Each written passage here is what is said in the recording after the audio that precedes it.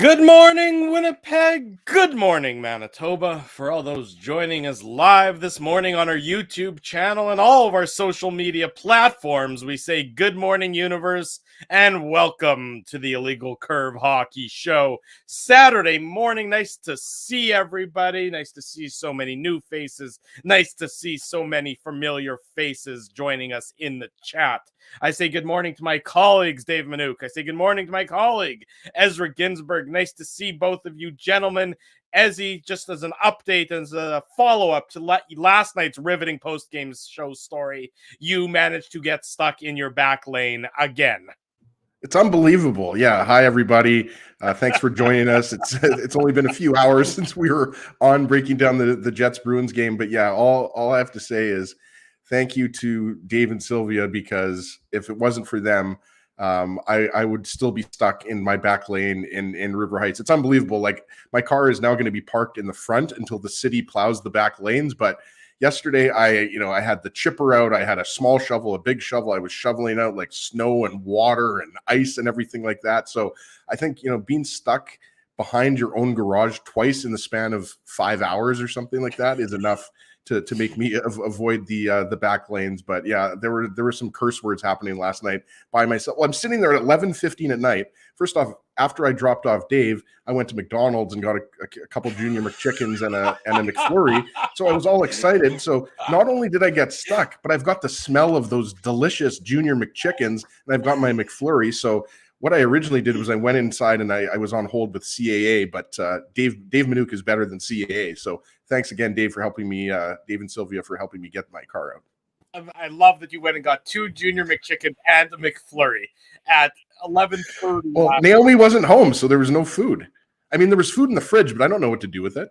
You didn't need to eat something. Most people. Drew, you do remember the last time as he tried to make food, he warmed up pierogies in a frying pan. Yeah, I still don't know if tinfoil can go in the microwave. I haven't figured that out yet. I know that saran wrap is okay, but tinfoil I don't think is good, right, guys? I don't think saran wrap's okay either. It's plastic. It'll melt. No, saran wrap's fine. No, saran wrap you can have in the microwave. Yeah. Can you? Pretty sure. I mean, I don't use the microwave because I don't like them. I mean, you probably shouldn't, but I do. I wouldn't put saran wrap in a microwave. I mean, I don't use. How do you cover your food then, Drew? You got, I guess, lids, but I mean, if you don't have a lid, you got to use something. Well, why do you need to cover your food in the microwave? Because it can explode. It can go everywhere. If you're putting sauce or something in there, you got to cover that up. People are a little worried about your ability to pass home ec. Is this the earliest into a show Drew's had an anxiety attack? That's what I want to know. It might be. I mean, anyways, let's get into it. I mean, the Jets obviously lost a game last night against Boston that was there for the taking. That was there for the taking after they really only played, a good 10 minutes in the entirety of the game. So it's a bad loss for the team. It's not a great effort from the team in general.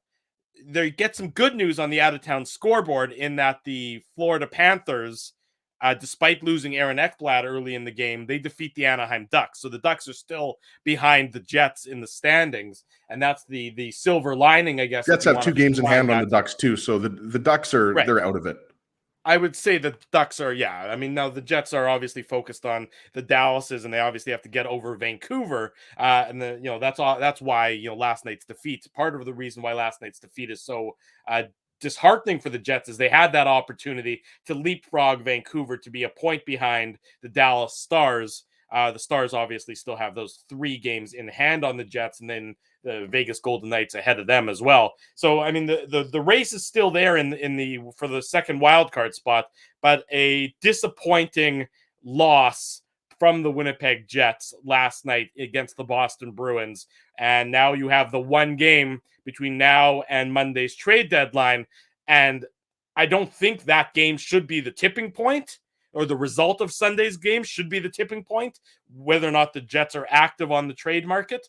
But, who knows with this team if this organization is truly evaluating where they are compared to the other best teams in the Western Conference and throughout the NHL, gentlemen. Drew, you're 100% right when you say the result of Sunday's game should have no bearing on what you're going to do at the trade deadline. If that's the case, then there are some major issues. I don't believe that at all. At this point, you know what your team is, you know what you're facing. It's still an uphill battle. And, you mentioned, disappointing game last night. And not only was the second period, disappointing, but just the overall result and the opportunity that you had to pull closer to Dallas and Vegas, right? And I mentioned this yesterday, boys, on the post-game show. Like, I think Dallas is ultimately going to be the team that takes advantage of or gets the wild card spot, the second wild card spot, and it's partly due to the games in hand. But I just think, of Dallas, Vegas, and Winnipeg right now, Dallas has it together the most and is playing the best hockey, right? So it's a missed opportunity because now you're 4 points back of Vegas. And I think Vegas has played one more game, if I'm not mistaken. But we talked about, Dallas, you're 3 points behind Dallas right now. And, you have 3 games, they have 3 games in hand. So it's going to be really tough at this point. And yeah, you wonder, like, was that Andrew Kopp's last game? You mentioned it, yesterday on the post-game show. And like, Kopp obviously, is coming off of a bit of a concussion scare there, right? But ultimately not diagnosed with a concussion, which is obviously right. And that's why I said scared. Surprised, which surprised me, to be perfectly honest, because I thought, it had all the earmarks of what looks like a concussion, but that's why you never want to play doctor on YouTube, or you never want to say anything with any certainties. But he's. People were saying, and I didn't see it, that that Dominic Toninato gave Andrew Kopp a big hug at the end of the game last night, Dave. Which to me is basically almost your thank you. It's been a pleasure playing with you for the last however number of years they would have been together. I guess 2 years for those two guys. But if that was how it went out, that certainly would be. That to me is emblematic that the Jets know that regardless of what happens in terms of results between now and Monday, Andrew Kopp is likely played his last game for the Winnipeg Jets. Well, it's interesting. If you think the Jets will go into the asset management position and not play him on Sunday, that's a possibility. I'm not certain that they will, but we shall see. Or Paul Stastny, will they hold them both out? And it's interesting because, as folks may know, their Jets were scheduled to practice today at 12. They're instead going to they've canceled the day off, so we won't have any insight tomorrow. However, the Moose, of course, play tonight in Iowa, which is, of course, a hop, skip, and jump from Chicago. So wouldn't be a problem. We'll most likely see, all the players who are scheduled to play for the Moose playing, but maybe we'll gain some insight if, a David Gustafson isn't in the lineup, or if Austin Baganski isn't in the lineup, then maybe you'll have a little more insight as to what's happening. So stay tuned. This is an early Moose Minute, but stay tuned for 6 p.m. puck drop between the Iowa Wild and the Manitoba Moose in Des Moines. So that might give you some insight as to what the Jets are planning for tomorrow. It's also entirely possible that we don't get any insight. They play those guys, and because they have a glut of guys they could call up, Jeff Malott as well, Mike Yessimont. There's a lot of guys that could be recalled from the Moose in terms of forwards. Obviously defensemen, we know who those guys are. There's a lot of options, so they don't necessarily have to do it. And like I said, because I was right there, they don't necessarily need to do it today. Because of how close they are till tomorrow. So we'll see what happens in that regard. But I don't know. The Jets really haven't done that. I can't really recall them holding out any players in advance of the trade deadline. Now, this one's a little bit more impactful because, you really can't afford, if you're thinking about Paul Stastny, if you're thinking about Andrew Kopp, then, and maybe the team knows. Maybe that is a sign. I didn't see it. I didn't notice it. So, if it happened, maybe it was a bit of a, as they say in poker, a tell. And maybe the players had some sort of inkling as to what was going on. But yeah, also too, it could have just been him hugging Kopp because they're buddies. Like, it doesn't necessarily mean that was a farewell hug. I didn't see it either. But let's not, we're not TMZ here. Like, let's not make something out of nothing. Like, it could have meant that they. What do you mean? We actually pushed Scott Billick from the next segment. Were you actually having a body language expert come on to analyze the video of what they saw? So when you saw Dominic Toninato hug Andrew Kopp, what did it mean to you? What does it tell us? But you know what I mean, Dave? Like, these guys know that there's a good chance that Kopp is traded. It's not like these guys are oblivious to that, right? Same thing goes for Paul Stastny. So it's possible. A few people sent that to us. We didn't see it on the broadcast, at least. Dave and I didn't. I'm not sure, Drew, if you caught it. But I didn't see it either. No, we were doing post game at that point. I think so. We missed it. But I mean, look at if you are keeping Kopp, then you have to sign him, because if I was telling this to Dave right before we started the show, I mean, you're just leaving free draft picks out there for Kopp, because if Brandon Hagel gets, a 2023 first rounder, a 2024 first rounder plus 2 prospects, I mean, you got to think you could probably get something similar for Kopp, no? Well, that's the part that I haven't understood. Everyone's been saying Andrew Kopp, second round pick, or it was maybe a second and a third. The only thing with Hagel though is he signed for very team. But he's got term 1.5 million for 2 more years. So there's a reason why he was able to garner what he was the return he did. Absolutely. You're right. I don't think you're going to get the same, but I think you could probably get 1 first rounder. I do too. If you look at what Calle Jarnkrok went for, I mean, Calle Jarnkrok goes from Seattle to Calgary. And he goes for a second, a third, and a 7th. Now he goes for the 7th because Seattle agreed to retain some salary there. But a second and a third for Calle Jarnkrok, well, I would say Andrew Kopp is the equal of, if not better, and probably better than Calle Jarnkrok. So I don't know why that similar players, like those are kind of like middle 6 forwards, both good defensive forwards, versatile, can play on different lines. Yeah, so I mean, you're probably looking at, if you're not getting, you're not going to get 2 first round picks, I don't think. But you could easily get maybe a first rounder and a third rounder, something like that. Especially considering a first rounder from a top echelon team is essentially a high second rounder. Right. Well, look at what Nick Foligno went for last year. Too much. Obviously, way too much. Nick Foligno is a great player. So is Marcus Foligno. But I mean, that was not a good move by the Leafs. No, it was not a good move, but look what it cost them. I mean, they didn't know at the time that it was going to blow up in the manner that it did, in the hilarious manner that it did. But if that's what I mean, there's no reason why the Jets should be settling for. I mean, I think the starting asking should be a first right now. There's no reason on Saturday. The deadline is until Monday, but there's no reason to lower your price on Saturday. Especially with a guy like Jarnkrok already out of the market, a guy like Hagel out of the market, that means there's less of a pool for those who are buyers to dip into. I mean, Claude Giroux is going to go for what Claude Giroux goes for, but Claude Giroux and Andrew Kopp are not what I would describe as the same player. They're not going to fetch the same return by any stretch of the imagination. Claude Giroux had 100 points a couple years ago. I mean, Claude Giroux is a top 20 forward in the league. Right. I mean, exactly. Claude Giroux is going to go for a boatload. Andrew Kopp's not going to go for that, but he's going to be a strong consolation prize for anybody who maybe doesn't want to meet the Claude Giroux asking price, or maybe even misses out on the Claude Giroux sweepstakes. There's no incentive for the Jets for Kevin Cheveldayoff right now to drop the price that he's asking for Andrew Kopp. No, and he won't. I don't think he will, Drew. I agree 100% with everything that you said. And I mean, also look at what the Florida Panthers got for Ben Sherratt. And I realized, Sherratt's a defenseman. Pardon me. I misspoke. What Montreal got for Ben Sherratt, right? And another guy whose name is out there, I mentioned him yesterday on the postgame show, who's a really good player. I think he's got 10 or 11 goals this year. I think his career high is like 16, 17, is Arturi Lehkonen. Like, those are the types of players, guys.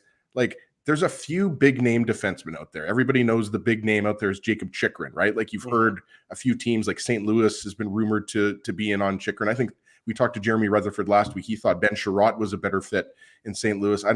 If I was St. Louis, I wouldn't be going after Chychrun, but luckily I'm not an NHL general manager. But like, this is what we're talking about. Middle 6 forwards, right? Jarnkrok, Brandon Hagel. Like, Hagel's a guy, I mean, this isn't a guy that is going to play on the top line for the Tampa Bay Lightning. I mean, they're still trying to recreate that third line of Coleman, Goodrow, and Yanni Gourde, right? So Hagel can play in your top 6. But on a stacked Lightning team, when they're healthy, I mean, he's probably a third line guy. And that's not taking anything away from him, because he's going to get an opportunity to compete for a Stanley Cup. But it just speaks about how good Tampa Bay is. Well, it speaks and what they're willing to give up. And Dave is 100% right. I mean, even though they lottery protected those picks, which is funny because they're the defending 2-time Stanley Cup champions, but you don't know where you're going to be in 2024, right? So that's why they did it. To that point, Ezzy, I thought that was a big mistake by Chicago. I thought, who's the GM? Brandon Davidson? Is he their new? Mm-hmm. He's got the full-time job. I thought he got played there by agreeing. Kyle Davidson? Maybe Kyle Davidson. Yeah, that's right. Sorry. I thought he got played there by agreeing to lottery protect those 2 first-round picks. So you're like, why? What's your incentive for doing that? Is Tampa Bay not going to make the trade regardless? I think they are. At least one of those 2 first-round picks should have been unprotected. Yeah. I thought Julian. It's a fair point, Drew. Because sorry to interrupt. I was just going to say, like, there's a good chance that it's not going to be a lottery pick, but you never know. And that's what you're saying, is that now you've basically, you've handcuffed yourself. Yeah, your right? best case scenario is that it's the 11th overall pick. Right.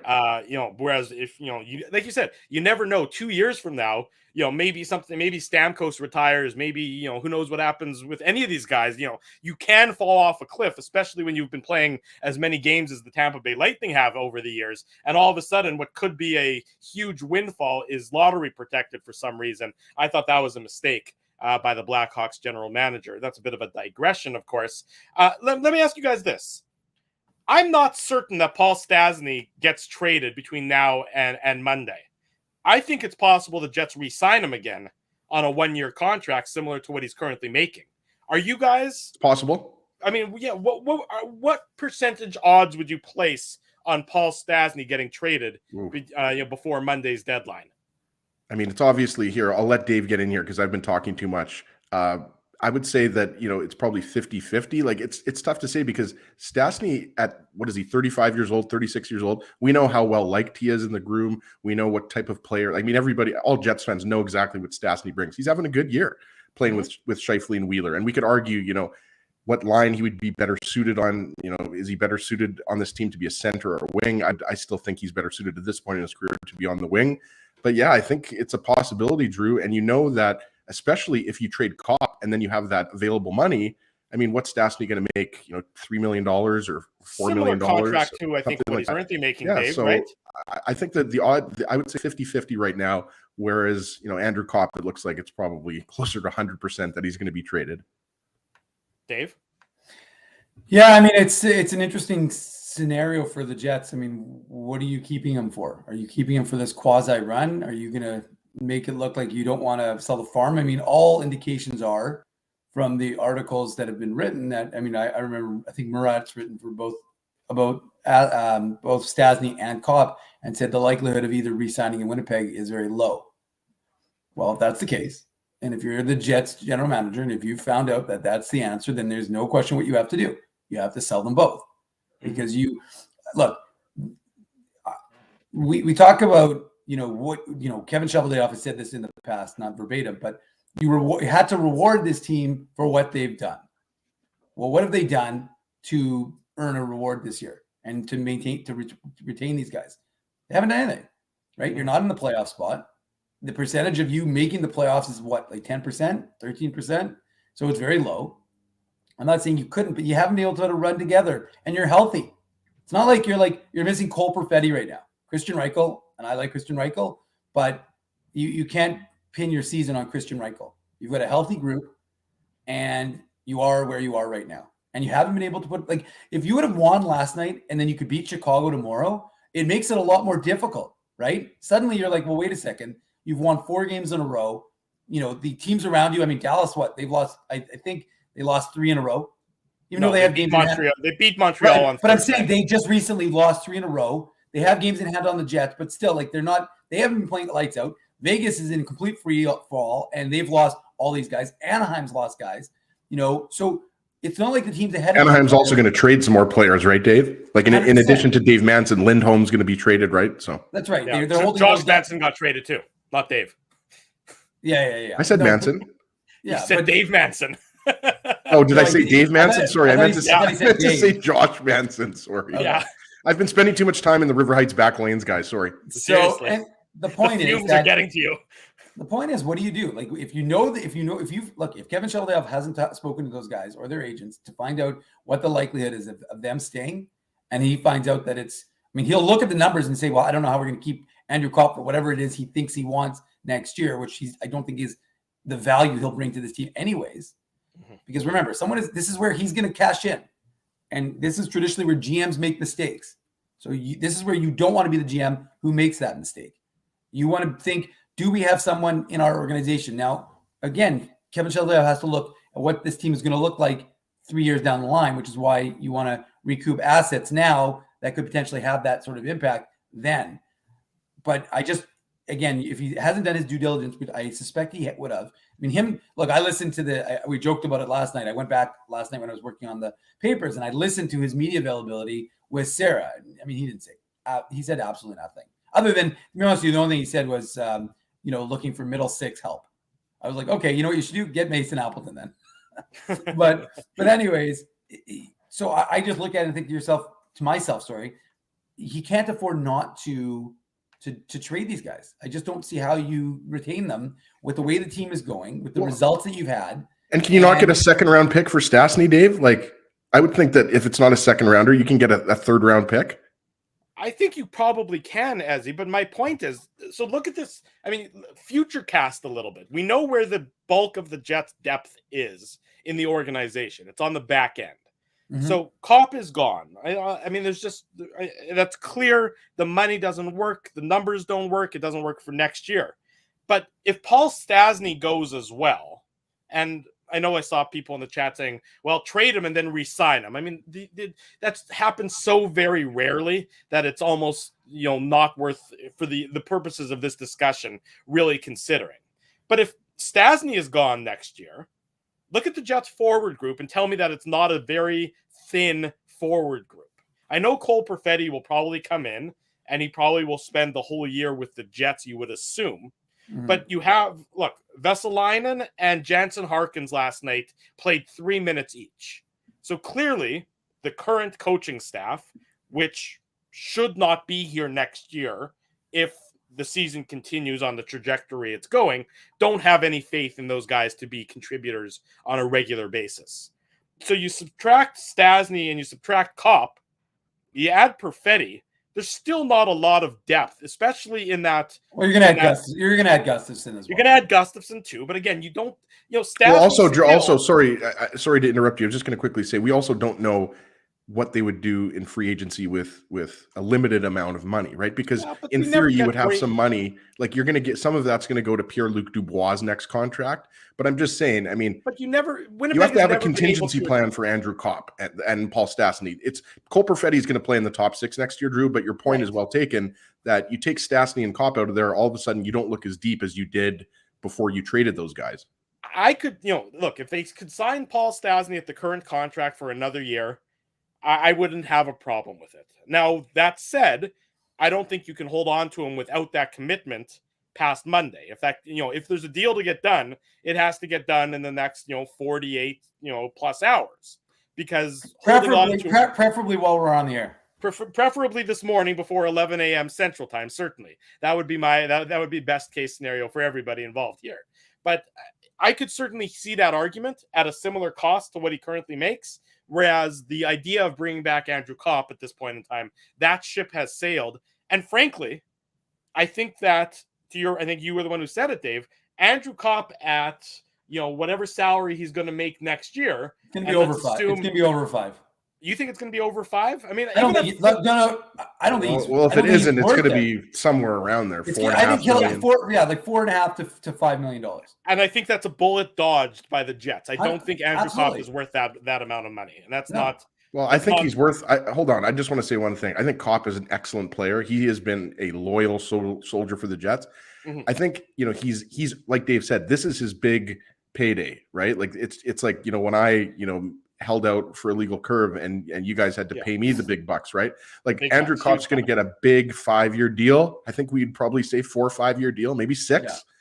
Yeah. But I think the issue is he's in his late 20s now, and it's not that he's not worth it now. I think it's the future value, right? Like I think, that contract isn't going to look great when he's 32 or 33.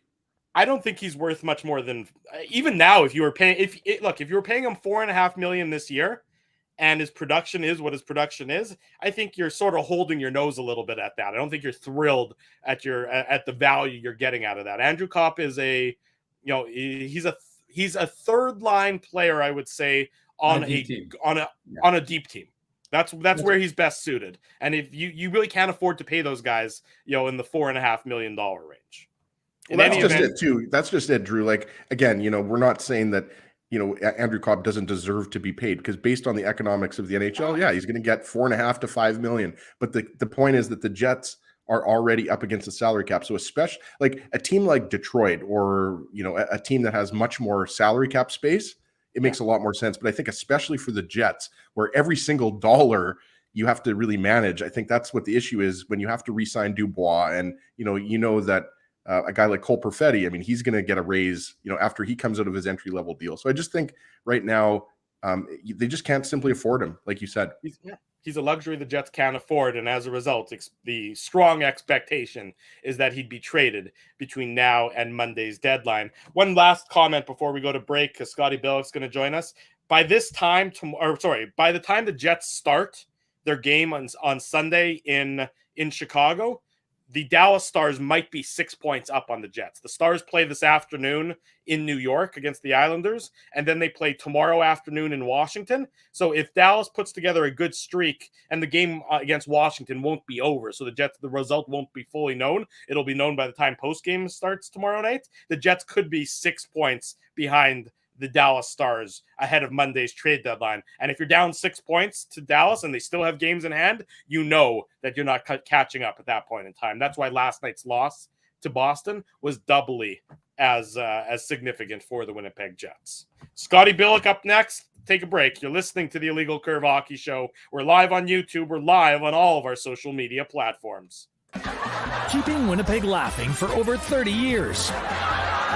Rumors, Canada's longest-running comedy club, bringing you the biggest laughs from the best comedians on the planet. Jerry Seinfeld, Chris Rock, Jon Stewart, Dennis Miller, Brad Garrett, the greats, and all the up-and-comers too. When was the last time you laughed out loud? Make it a great night out with friends, or book your office or birthday party. Even a fundraising event at Rumors. Get all the details and dates on upcoming shows at rumorscomedyclub.com.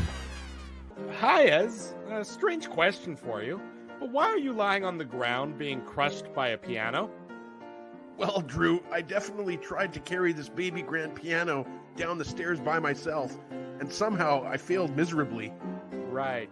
Yeah, sorry. That was a silly question on my part. My apologies. Would you like me to call Rolly's Transfer Moving and Storage to help you move the piano? They are the most experienced piano moving company in Winnipeg, after all. Yes, please call Rolly's and hurry. This piano is very, very heavy. Rolly's Transfer Moving and Storage offers stress-free residential moving services while taking great care of your personal belongings, including your piano. At Rolly's, no job is too big or too small. For more information, visit rollys.com. Hi, it's Drew from Illegal Curve here. Selling your home can be stressful, but it wasn't for me. Thanks to my friends at Zappia Group Realty, they made the process so easy. My home sold within 48 hours and with multiple offers. Zappia Group Realty took care of everything with their exquisite customer service and attention to detail. If you want to sell your home for more in less time, get started by talking to Frank and Mauro Zappia of Zappia Group Realty. Online at zappiagroup.com. Hey, it's Aaron from Bernstein's Deli. That's right, Ezzy. I'm the guy who makes all your sandwich dreams come true. So when you think Illegal Curve, what comes to you? How about juicy chicken schnitzel, grilled salami, fried onions, melted cheddar cheese, and honey mustard on toasted thick-cut city rye bread? Man, that's like the holy grail of sandwiches. And so it shall be known as the Illegal Curve Sandwich. The Illegal Curve Sandwich. Try it today at Bernstein's Deli. Find us at Corridon and Lanark or online at bernsteinsdeli.com. Hey, Drew. Ezzy, whoa, what a smile! Yeah, I got my crowns done at Linden Market Dental Center, and they whiten my teeth. I see. They're so bright that every time I smile, they go... We have hockey tonight. Do you have a mouth guard to protect those pearly whites? I sure do. Whoa, they even ting through the mouth guard. Linden Market Dental Center covers all your dental needs from restorative to cosmetic dentistry and will fit you with a sports guard for that active lifestyle. 877 Waverly. See lindenmarketdental.com. So you're a pizza person, you married a wing person, but somehow your kids are salad people.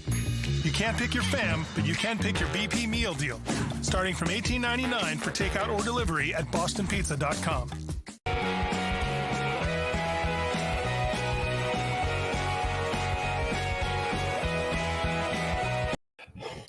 Saturday morning. Yeah, got you there, Scotty. Scotty. Startled you already.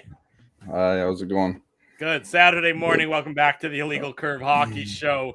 Drew Mindell, Dave Minuk, Ezra Ginsburg, and the startled one himself, Scotty Billick of the Winnipeg Sun on the program. Here to talk more about the Winnipeg Jets, the trade deadline coming up on Monday afternoon, with the latest, of course, here on illegalcurve.com. And Scotty will have the latest for the Winnipeg Sun. Scotty, good morning. Nice to see you, buddy. How are things? Yeah, it's early.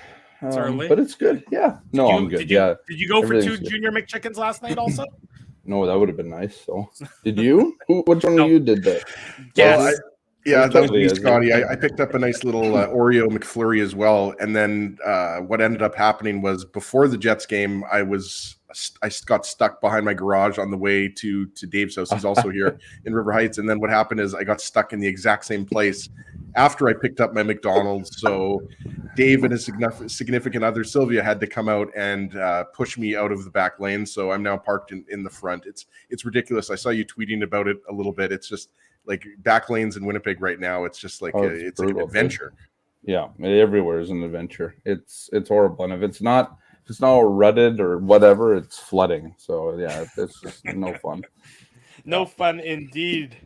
Scotty, obviously the Jets losing last night 4-2 to the Boston Bruins, a lesson in not playing a full 60 minutes, because the Jets decided to show up for about 10 or 15 of the 60, and that's not enough against a quality opponent like the Boston Bruins, not enough against most any opponent in the NHL. Yeah.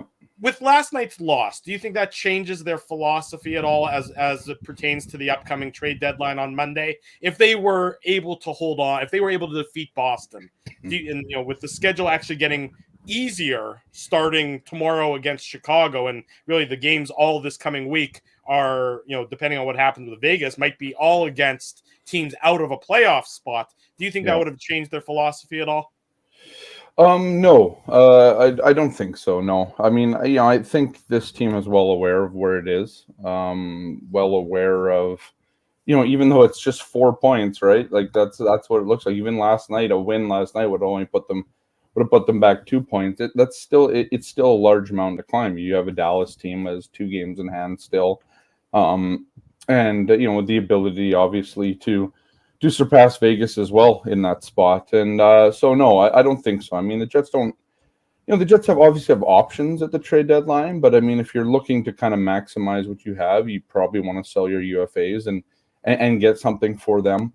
Do they stand pat to try and make the playoffs when you don't really control your own destiny? Like that's an interesting, as much as who was it? Nate Schmidt yesterday said, they talked about all the, they do their destiny is in their hands. I mean, it's really not, right? Like, I mean, yeah.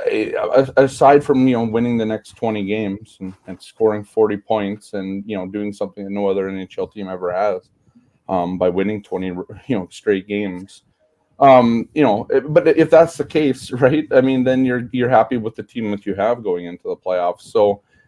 It's interesting to me, and I don't know where we're going to go with all of this, but to me, there's two kind of opposing views on this, and they might come from within the hockey organization, where you have your hockey ops and you have your corporate operations, and you're like, man, we've just gone through basically 2 years of most of the time not even having fans in the building. Revenue has been really bad.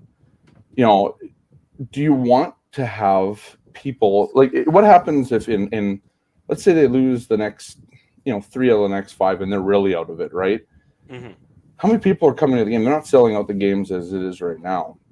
So there must be a temptation there, I think, from a corporate side, from a purely business side of the game, to make this going down to the wire and have butts in the seat, make it exciting, right? And then if you sneak into the back door of the the wild card race, that's huge, right? Like those 2 games, like even if you only get 2 games against, assuming the Colorado Avalanche,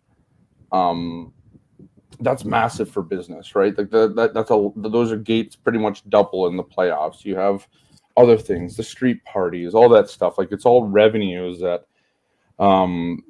would come in. Like that's got to be what's tempting the Jets to be, not necessarily buyers, because they can't really be buyers. Cheveldayoff said it last night on an interview with TSN Sarah Leski during the first intermission that any deals that they do has to be money in and money out, right? Because that's just that's where they are with the salary cap. They're right up against it. They also have some industry, some LTIR that they have to worry about. Are those guys going to be back before the end of the season? So any deals likely would have Paul Stastny or Andrew Kopp involved in, and then who do you bring in? But I can just see from a business standpoint with this team, and just take hockey out of it, which is you can't really take hockey out, but the hand in hand is that this is a team that it doesn't want to have 15 games remaining with nothing to play for, because who wants to shell out hundreds of dollars to come to a hockey game on a team that failed this season to live up to expectations, should not be in this position that they are right now, and then to ask them to spend more and more money when there's lots of other things that you can do, and you've come through a pandemic where people have become it's seemingly at least more okay with watching a game from home, because it's one that's just safer, I suppose, and cheaper, obviously, and that sort of thing. Yeah. So like those are the things, right? Like, I mean, I think this is one of the first years where this team really has to think about, what's best for kind of both sides, right? Does making the playoffs, is that good from a hockey standpoint? I'm not entirely sure it is. Like what does making the playoffs this year do for you? I mean, if you don't sell, let's say you keep Andrew Kopp and Paul Stastny and just be like, hey, we believe in this team, and this is a team that we want, we think that can win and make the playoffs. Well, you lose out on future assets, or just bringing in guys. Let's say Jake DeBrusk or I don't know, Dominic Kubalik. Those are the names that have kind of been thrown around. I mean, obviously there could be more that comes around, but I just wonder. I wonder what kind of happens.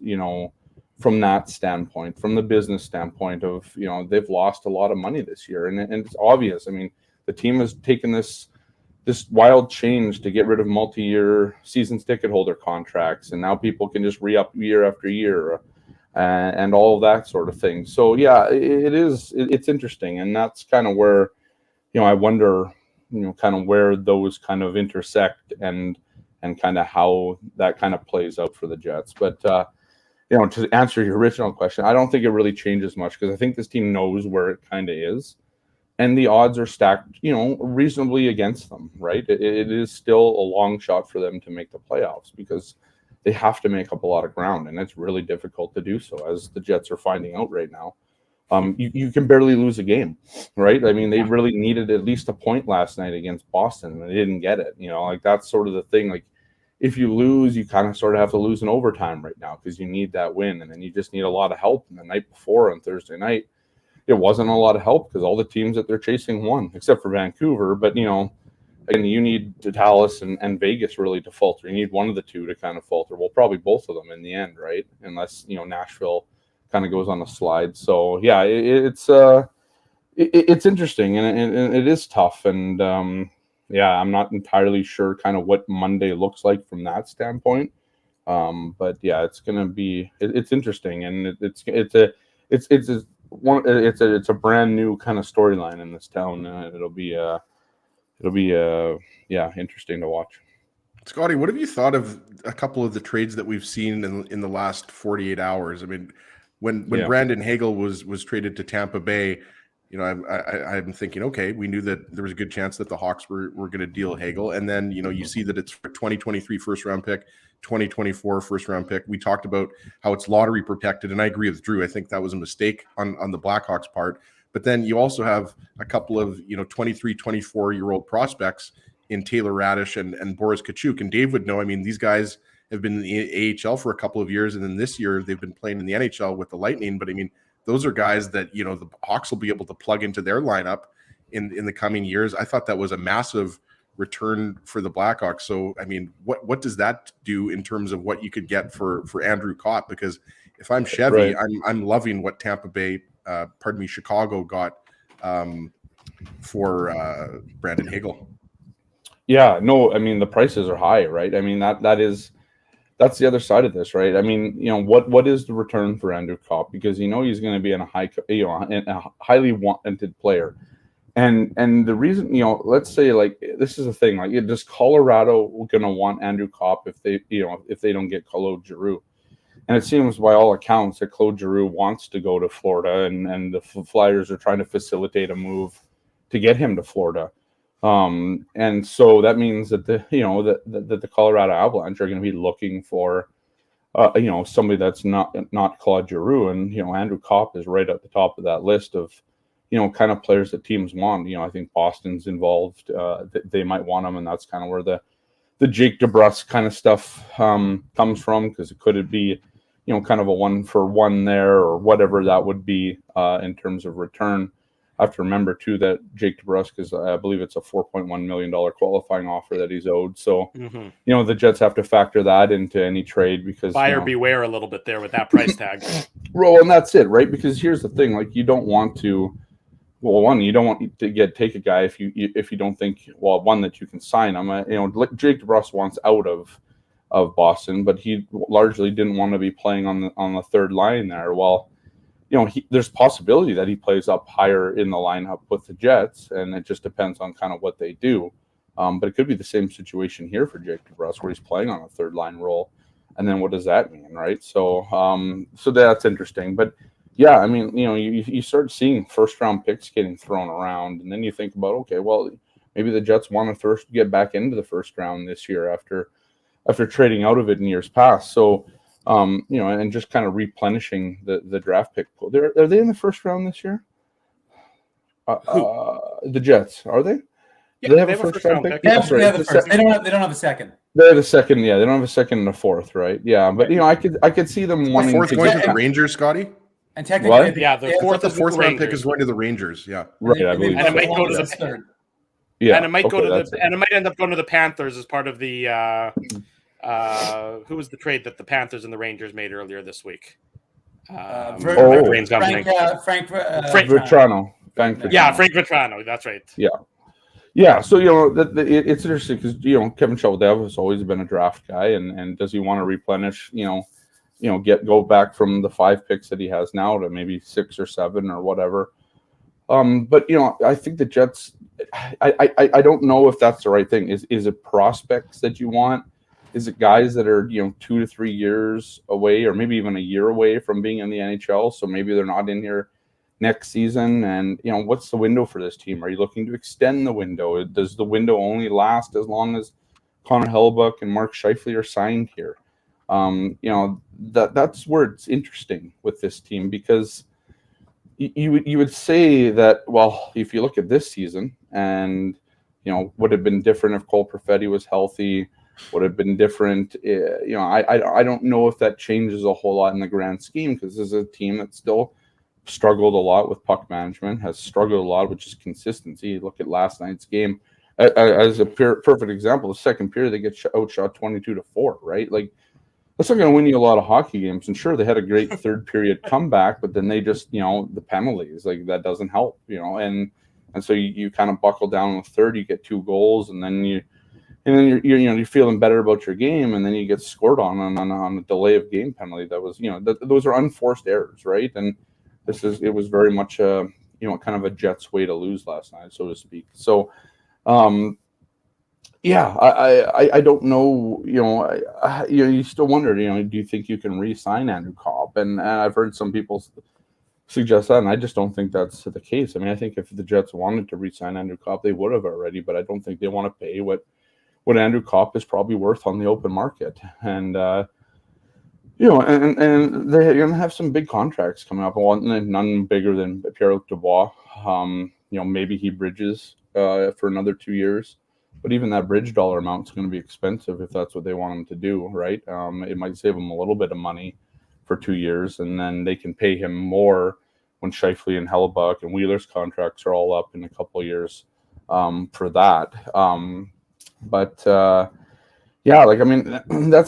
the hockey tempting side of it, right? I mean, the prices that these guys are going to fetch, specifically, I think Andrew Kopp could fetch on Monday or before Monday, depending on how the Giroux situation shakes out, and if Colorado wants to pay the price. I mean, I think that's sort of where you want. I just, you sort of think that you want a roster play in return, because you want to kind of retool and go at it again next year. You don't want to set yourself back and kick the can down the road again. This is a team that's been pretty good at kicking the can down the road and not really having anything to show for it, though, because that's all they keep doing. So yeah, that's where it's a weird spot to be in, because you could keep it together and try and go for it, or you could get rid of the 2 UFAs and try and bring in something with term or picks or prospects, and those things are all appealing, I think. It's just, which one do you pick? I mean, do you go hard at selling those 2 guys and then bringing in, trying to find a way to get DeBrusk here or Dominic Kubalik or somebody else that we don't even know yet, right? Other teams that have cap issues that you want to you want to try and pillage, for lack of a better term, and try and get a good player for a reasonable price, because it's just they have to kind of get rid of it. But those seem like summer moves to me more than anything, right? When it comes to teams wanting to get better in the summer, they got to move out cap space and that sort of thing. It's hard to find a contender that's willing to sell a decent piece at this time of the year to get another piece, because they probably want to keep the piece that they have too, and then find another way to do the other things. So yeah, it's interesting. But yeah, I think the prices, to answer your question, I think the prices are going to be very tempting, because it looks like there's a lot of teams this year, 3 or 4 at least, that are willing to spend big to take a run at this, because they think that they have a good chance. Florida and Colorado definitely being up there. We'll see. I think Tampa Bay is probably done at this point. And then you got other teams like Calgary and teams like that. Who knows what teams like the Tampa Leafs Bay has no more draft picks left to trade. Oh, that's true. And here's the thing with Tampa. I mean, I tweeted about it yesterday. I love what Julien Brisebois does. Right? It's kind of like, now this is a family show, but kind of grab the gentleman's region and kind of go for it. Right? I mean, that's kind of it. It's he doesn't seem to care that like. For Tampa Bay, here's the thing, right? They're getting rid of these prospects that you alluded to that were in the NHL this year but had played in the NHL, because there's really no room for them on that team. It's so stacked. It's hard to find room for these guys, so they can afford to move these guys out. And here's the thing. I mean, they have 2 banners already.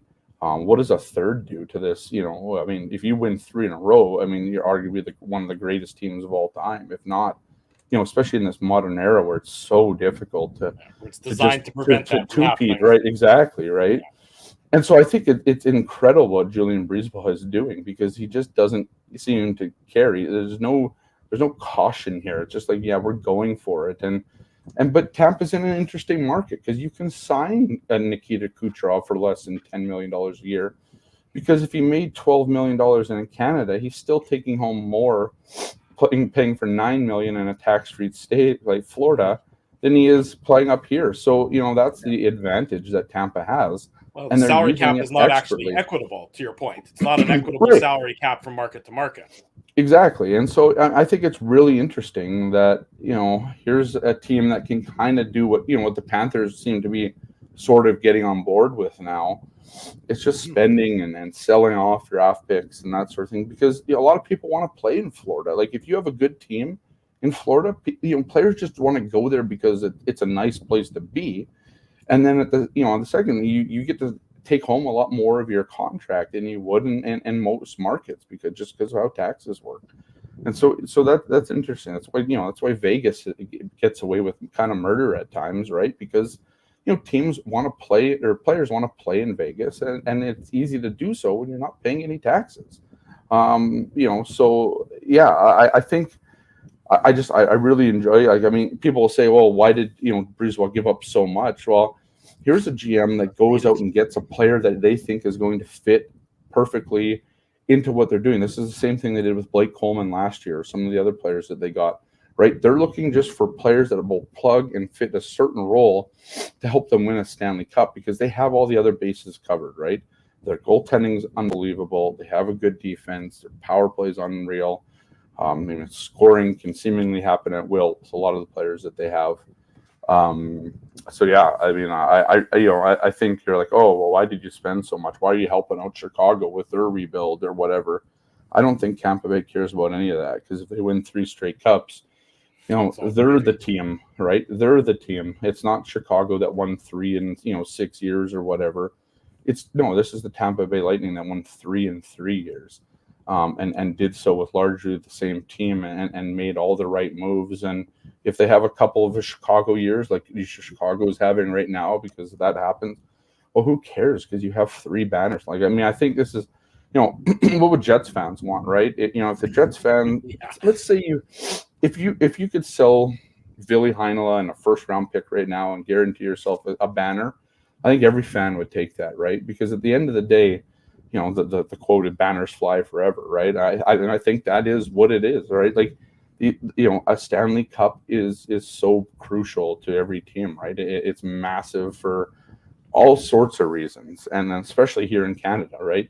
If this Jets team was the first Jets team to win a Stanley Cup since Montreal and won one before Toronto, right? I mean, there's so many like intricacy, nuance, bragging rights that the Jets would have, and so I think you would sell you would sell anything, right, to win a Stanley Cup, and that's what Tampa Bay is doing, right? They'll do what it takes to get there. And then they'll draft Braden Point in the 3rd round, and they'll be fine with it, right? But it's interesting, right? Because that's what they do, and they're very good at kind of finding gems later on in the draft, even in the 2nd and 3rd round. Because what's the appreciable difference between a 31st overall pick or even an early pick in the 3rd round? I don't know, right? Because you never know. I mean, we're kind of dealing with that here in Winnipeg with Christian Vesalainen. Here's a guy drafted in the later round or later picks of the 1st round, but isn't really turning out to be, a quote unquote 1st round draft pick, right? The Jets have Yevgeny Svechnikov. He was taken in the teens in or maybe it was 19 or 17 back in 2015. There's a guy that didn't turn into what people thought he might be at the time.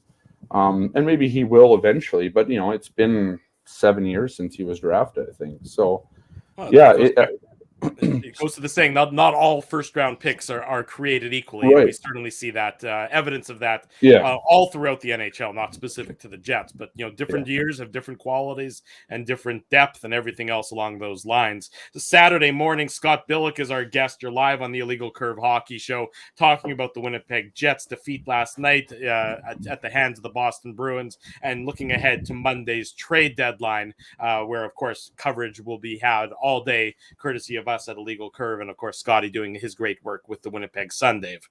Yeah, and Scott, the trade deadline may be anticlimactic. I mean, the focus. I mean, nobody's really anticipating. When isn't it? Yeah, exactly. Yeah. But it seems, especially now, because so many moves have already kind of taken place leading up to it. But I don't really. I mean, I don't think anybody anticipated the Jets making a quote big splash. I think the idea was Kopp, Stastny, maybe Beaulieu. That was it. Those are the guys whose names are out there. So realistically, the expectation is those are the only 3 guys. I don't think anybody's coming out of left field and just randomly making a huge trade with the Winnipeg Jets. But what do you see? You talked about it, right? And I'm not suggesting that you have to make the decision for the Winnipeg Jets, whether it's a retool, whether it's a rebuild. I mean, nobody's expecting a rebuild, but that idea of retooling. I mean, the Jets have a tremendous glut in the back end from their prospects. And they really don't have it in the top upper echelon guys, right? They've got, from the forward perspective, you've got David Gustafsson, who I think could be like an Andrew Kopp light, and they've got Cole Perfetti realistically. Those are your 2 kind of guys that you're focusing on. But the thing with the Jets is, and it's unfortunate in the sense that it takes the decision out of Kevin Cheveldayoff's hands, he doesn't really have to worry about waivers for most of those defensive prospects, especially on the left side, which is where he has his big glut anyways next year. It's really just Johnny Kovacevic and Leon Gawanke who are on the right side, who are your guys who are no longer waiver exempt. So do you but again, like I said, he still has to make decisions, I think, because there is that logjam for years, really. Nate Schmidt, Brendan Dillon, right? Logan Stanley in theory. So how do you see that playing out from this Jets team? Do you think that he starts to use those assets, those prospects, to start retooling, reacquiring players to be able to play up front for this Jets club in that kind of middle 6? Yeah, I mean, that is the interesting thing, right? I mean, and so this is the part where not every fan's going to be happy with what happens, because either they're going to sell a guy like Dylan DeMello, who a lot of fans consider one of the team's best defensive defensemen. They're going to find a way maybe at some point to either trade a Brendan Dillon, who is probably their most physical defenseman, and is, can be a game changer in that regard. Or they're going to sell guys like Ville Heinola and Dylan Samberg. I don't think they're going to sell Dylan Samberg. I think they like what he brings in terms of both just being really defensively responsible and physical.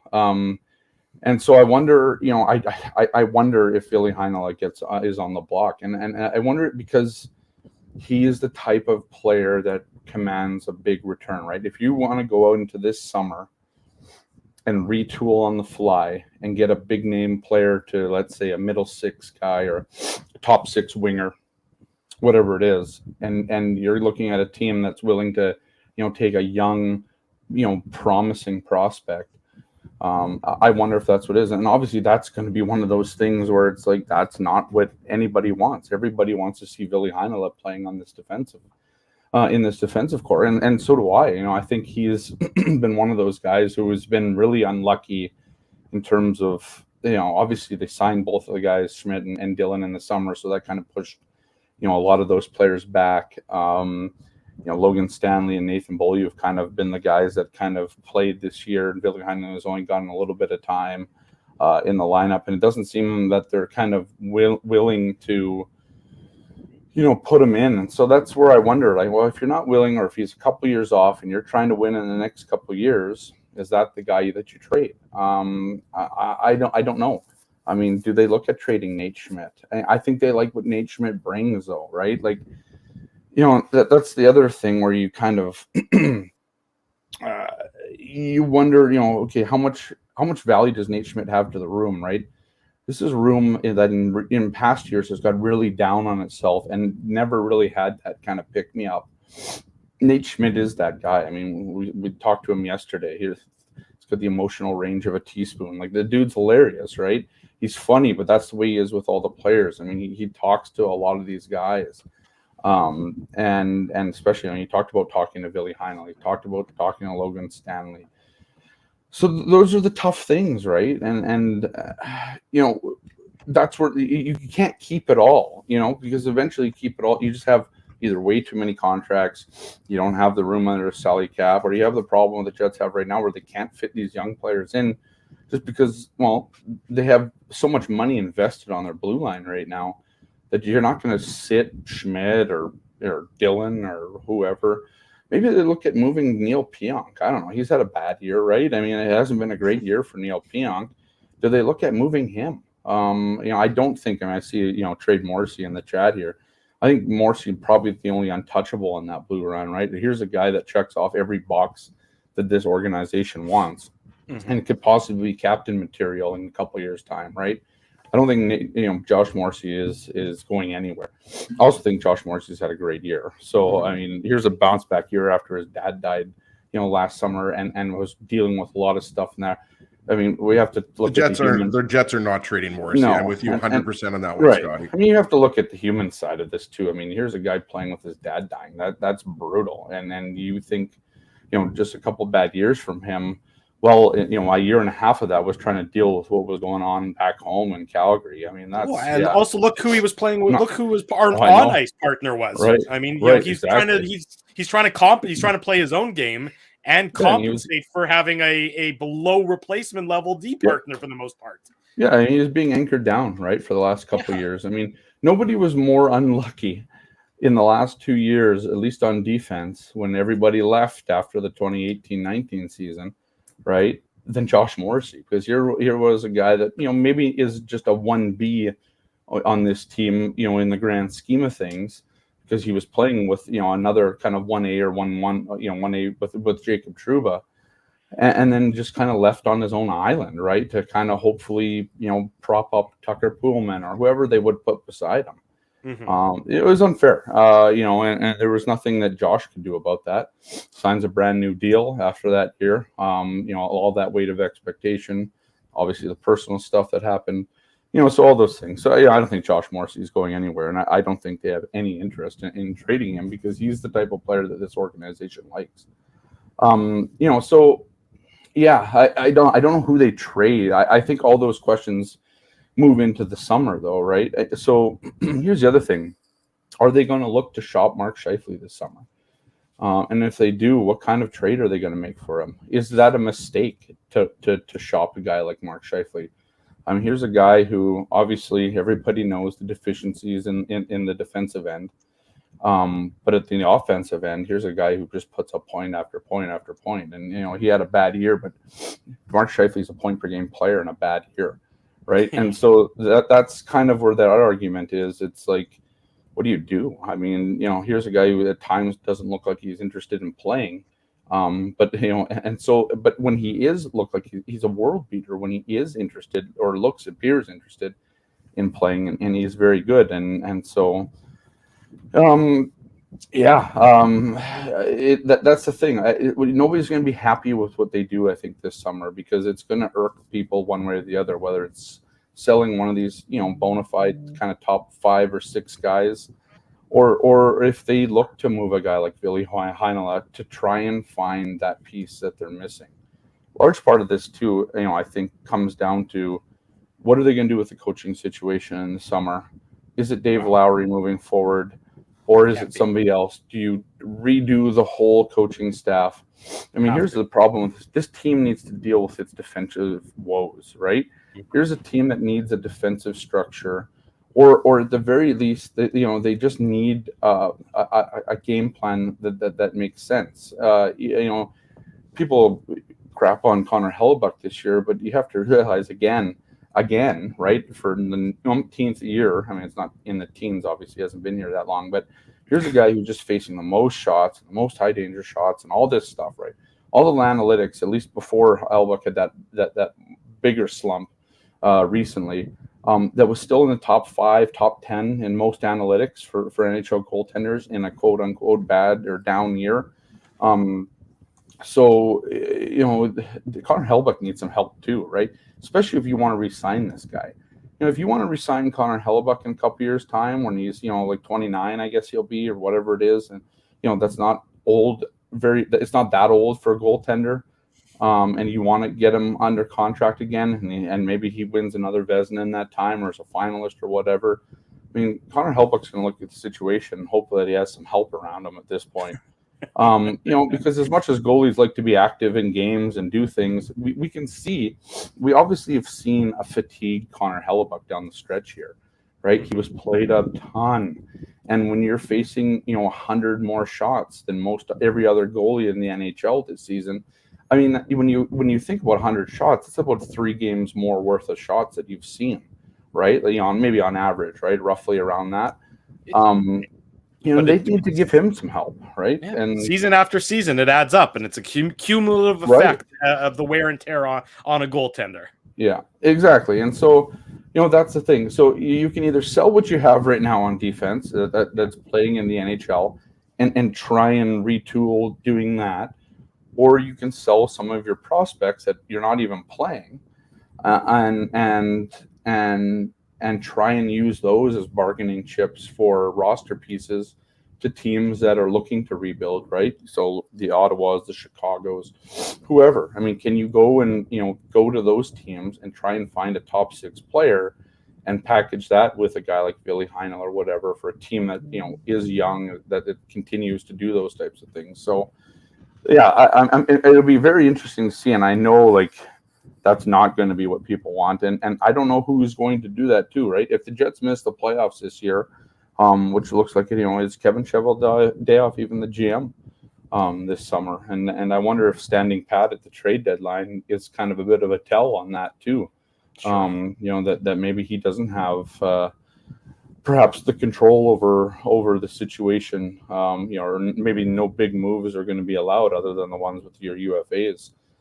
Because they need to assess at the end of the year what is the actual plan going forward here, and is Kevin Cheveldayoff the right guy to do it at this point? 11 years and going into what would be his 12th season. So that's the other thing, right? There's there's a lot of decisions to be made this summer, and we haven't even started writing about that because we're still talking about a trade deadline, and the Jets on with these faint hopes of a playoff berth. So yeah, I mean that's the larger issue that I'm sure we'll get to in the coming months, but it obviously has its kind of I guess tentacles, if you will, kind of already in it, because you don't know how much control maybe right now Chevy has, and maybe he has it all. Maybe we're all wrong and say maybe he's not on the hot seat. Maybe the seat isn't as hot as we think it is for him. But eventually 12,000 some odd people every night at the game is going to add up, and you need to build a winner here. I mean that's that's what keeps fans in the seats in a Canadian market is a winning team, an exciting team, and the Jets used to have that, and now they don't, and that's kind of the reality of the situation right now. More questions than answers for this Winnipeg Jets team. It'll be a fascinating next 48 or so hours until the trade deadline, and certainly a fascinating off season when we look ahead to that in the coming months. Scott Billick will have it all covered for the Winnipeg Sun. He's a good friend of this program. Scotty, appreciate it. Thanks so much for joining us this morning. Have a great weekend. We'll do it again real soon, buddy. You've earned some mustard packets, Scotty. Go have your morning mustard. That's right. You guys, Dave needs a beard, right? Like when you look at you two, you both kind of have the nice, thick, little bit of like salt and pepper right around here, right? No chance. Then Dave's just like, no beard. No, I've never seen Dave. I think would it be too salt and pepper, Dave? Is that why you're hiding it from us? No.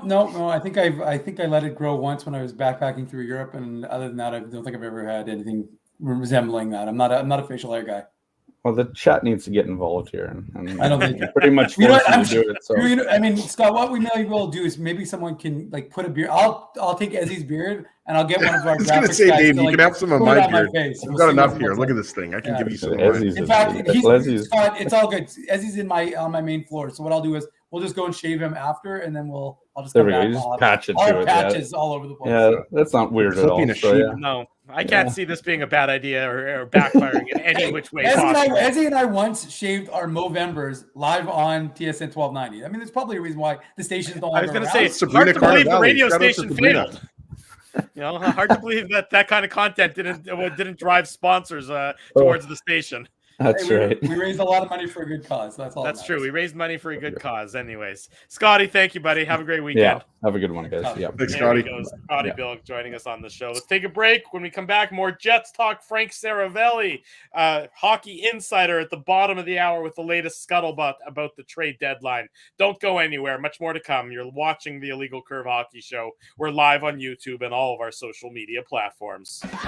Keeping Winnipeg laughing for over 30 years. Rumors, Canada's longest-running comedy club, bringing you the biggest laughs from the best comedians on the planet. Jerry Seinfeld, Chris Rock, Jon Stewart, Dennis Miller, Brad Garrett, the greats, and all the up-and-comers too. When was the last time you laughed out loud? Make it a great night out with friends, or book your office or birthday party. Even a fundraising event at Rumors. Get all the details and dates on upcoming shows at rumorscomedyclub.com. Hi, Ez. A strange question for you. But why are you lying on the ground being crushed by a piano? Well, Drew, I definitely tried to carry this baby grand piano down the stairs by myself, and somehow I failed miserably. Right. Yeah. Sorry, that was a silly question on my part. My apologies. Would you like me to call Rolly's Transfer Moving and Storage to help you move the piano? They are the most experienced piano moving company in Winnipeg, after all. Yes, please call Rolly's and hurry. This piano is very, very heavy. Rolly's Transfer Moving and Storage offers stress-free residential moving services while taking great care of your personal belongings, including your piano. At Rolly's, no job is too big or too small. For more information, visit rollys.com.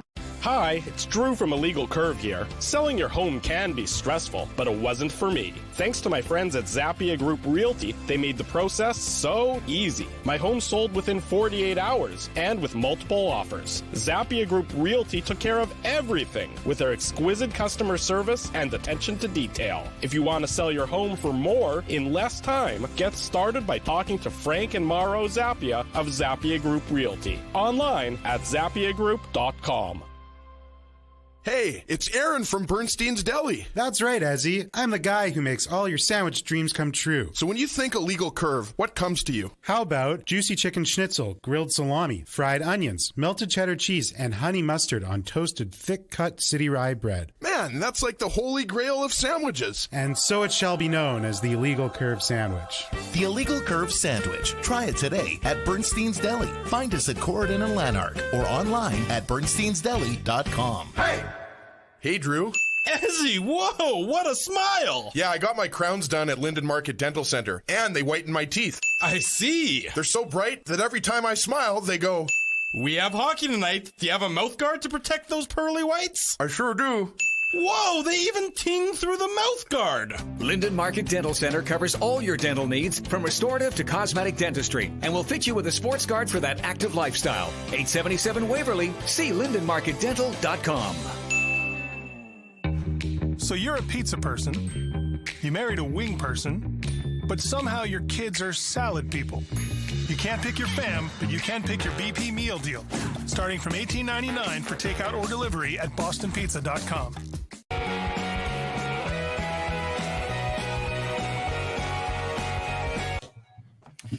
$10:15. Welcome back to the Illegal Curve Hockey Show. Drew Mindell, Dave Minuk, Ezra Ginsburg with you. A reminder, post-game show tomorrow after the Jets and the Blackhawks. Their game starts at 6 o'clock post-game, 8:45 p.m. or so. A very busy week upcoming for us at Illegal Curve.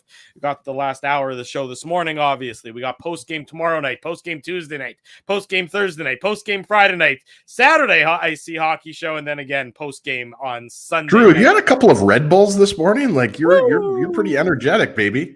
I got some good coffee in here. That's all. It's just I'm high on life, Ezzy, and bath salts. High on life and bath salts. Do you do Keurigs at the Mindell household, or do you do like a pot of coffee? What do you do? Pot of coffee.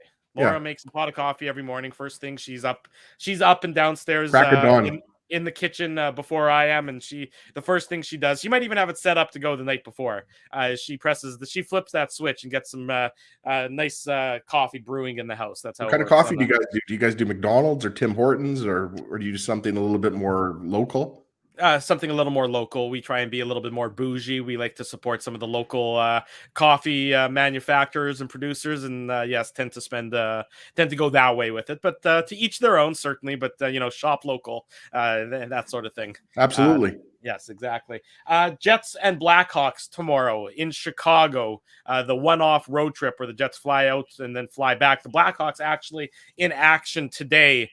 They're in Minnesota to face the Wild, so it'll be the second half of a back-to-back for the Blackhawks. The Jets will have a little bit more rest on their hands. Comrie or Hellebuck tomorrow, gentlemen. I would go Comrie again for a lot of the other reasons I've outlined before, that we've all outlined before. You're going to need Comrie this week as well. You got the back-to-back. Presumably you'd start him in one of those, but maybe you choose not to because there's no travel involved. And as a result, you play him today and you give Hellebuck the time off between Friday and Tuesday's very key matchup against the Golden Knights of Vegas.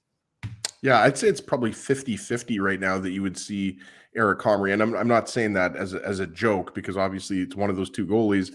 I'm just saying I wouldn't lean towards Comrie necessarily, because Drew, you nailed it, right? You've got the Ottawa-Columbus dreaded back-to-back at home. Obviously, I'm joking, but I mean, look at the Senators and Columbus are going to be looking to play the role of spoiler, right? Both of those teams are not going to the playoffs. And so you're going to use Comrie most likely in the second game of that back-to-back. So personally, I'm kind of leaning towards Dave Lowry and the coaching staff rolling with Hellebuck tomorrow. I mean, even though the Jets failed to take advantage of an opportunity to get a point yesterday in the third period, this is also a must-win game. Like, the Jets are long shots to make the playoffs, but I mean they're still in it. And obviously, if you beat the Blackhawks, especially in regulation, you're doing yourself, you're contributing to your ability to get back into that second wild card spot. So I think, if I was personally the head coach, I probably would start Comrie, just because I think you reward him for how well he's played as of late. What does he have, 4 or 5 wins in a row? But I'm kind of leaning towards them going with Hellebuck, but we shall see. I wouldn't be surprised if it's Hellebuck, Dave, but I think that would probably be a bit of a mistake. I mean, everything about tomorrow's game against Chicago screams trap game. Now, the Winnipeg Jets shouldn't be good enough or shouldn't think that they're good enough that they can overlook any opponent, but we've seen how many times they seem to have done that this season. So you play, my philosophy, Comrie has certainly been up to the challenge this year. It keeps your focus a little bit sharper. It gives your number one goalie in Hellebuyck a decent chunk of time off. It would really mean he plays one game in the span of a week, which is a pretty good break, at this time of year. That's my philosophy, but Dave Lowry is the head coach of this team, so we've seen him make stranger decisions than that, like not pulling his goaltender with a minute 20 to go in the third period, down by a goal with the opposing player in the penalty box and the face off in their zone. Yeah, that's true. That would be it. I would suggest though that look, I mean, you don't have to listen to me. You can listen to the other Dave Lowry, and hear what he had to say. And right, what did he say when anybody is asked about Hellebuyck and his workload? And he says, "Did he skate today? No, that means he had a day off, and that means he's ready to go the next day." So I'm no goalie guru. I would think that you would go there, Comrie, just because, like as he just said, he's won 4 games in a row. Yeah, he's given you consistency in net from your backup, which is all you can ask for. You really have to go back all the way to December to really think about a goal that was in that Vancouver game, that I think it was that December 17th game, where he gave up that one goal that he would have, that one that beat it, that flipped it behind him, and he kind of looked like he was devastated after it went in. That's the real only kind of glaring, error against him in the last few months of starts. Now, obviously, there haven't been a lot. But yeah, I mean, look, is tomorrow a must win? Yeah, but they all are really at this point. So I mean, you're not going to use Garrett Comrie for the rest of the season. You have to get him into games. Mm-hmm. So tomorrow seems like, especially with Chicago. Look, Chicago's no juggernaut, and Chicago isn't, and they're playing today. So I mean, I think that you have an advantage. Your team knows what's at stake in the game tomorrow, and I don't think you have to put too much thought into it. Like you just said, give Hellebuyck the night off. You give him some rest. He's rested. He's ready to go against Vegas on Tuesday. Then you play him Thursday against Ottawa, and then put Comrie in against Columbus. You might even play him Thursday, Friday. I mean, I don't. Sure, and I know you've talked about how Hellebuck's numbers in the second game of a back-to-back have actually been pretty good, especially with him not having to travel. That's clearly a positive. I don't really care get to that point. But I think that Comrie has shown you that you should have enough confidence in him that you can get 2 points with him in the net, especially against a team like Chicago. I mean, he's beaten better teams in Chicago this season, right? So It doesn't make it a guarantee. And look, this isn't all on Hellebuyck, right? If the Jets aren't scoring, it doesn't really help. Well, and if they're defending in the manner in which they defended, yesterday with, goal-mouth scramble and just, and letting the opposition hack and whack until the puck gets in the net, that's certainly a problem. I mean, look, Bruce Cassidy's comments yesterday, we talked about them on the post-game show where, you don't usually hear a head coach of an opposition come out and say what he said about another team. Usually head coaches are only focused on their own team and they don't tend to criticize the opposition. And as much as his criticism was accurate and as much as his criticism was based on fact and truth, you don't often hear it. But boy, should that be a damning statement that the Winnipeg Jets should really take to heart and acknowledge that they are so woeful in front of their own net and so woeful in letting opposition get to the quote unquote, high danger areas that the other coach had no choice but to sort of call it out in his post-game comments. It really is a damning statement about the Jets and their defensive deficiencies this season. Well, and it's not just the size of the defensemen, guys. Like, we know the Jets have a mixture of smaller defensemen, like, Josh Morrissey, Neil Pionk, and then you have your bigger guys like Brendan Dillon and Logan Stanley. Everybody knows that, right? Mm-hmm. But it's team defense, right? Like, it's a team structure, it's team strategy. It's not just, a couple of small defensemen are easy. Like Neil Pionk, for a smaller defenseman, I think Dave would agree with this. We talk about this, every so often. Pionk's a very physical player. I think a lot of Jets fans didn't know how physical he was. People just kind of maybe had him pegged as kind of more of an offensive defenseman, right? Which he obviously does have that offensive ability, but Pionk's a guy that can handle himself. Morrissey can handle himself. So I just think it's an oversimplification to say that, the Jets' smaller defensemen are easy to play against.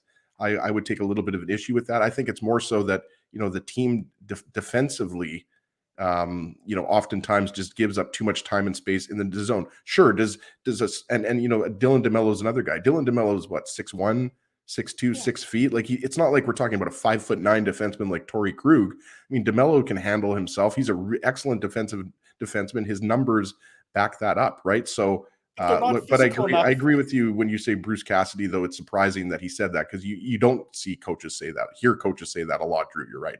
You're absolutely right. And it's not, I don't think it's a size function. I mean, sure, it's easier to be more physical when you're bigger, but the bigger Jets defenseman, I mean, look, Brandon Dillon is physical along the boards.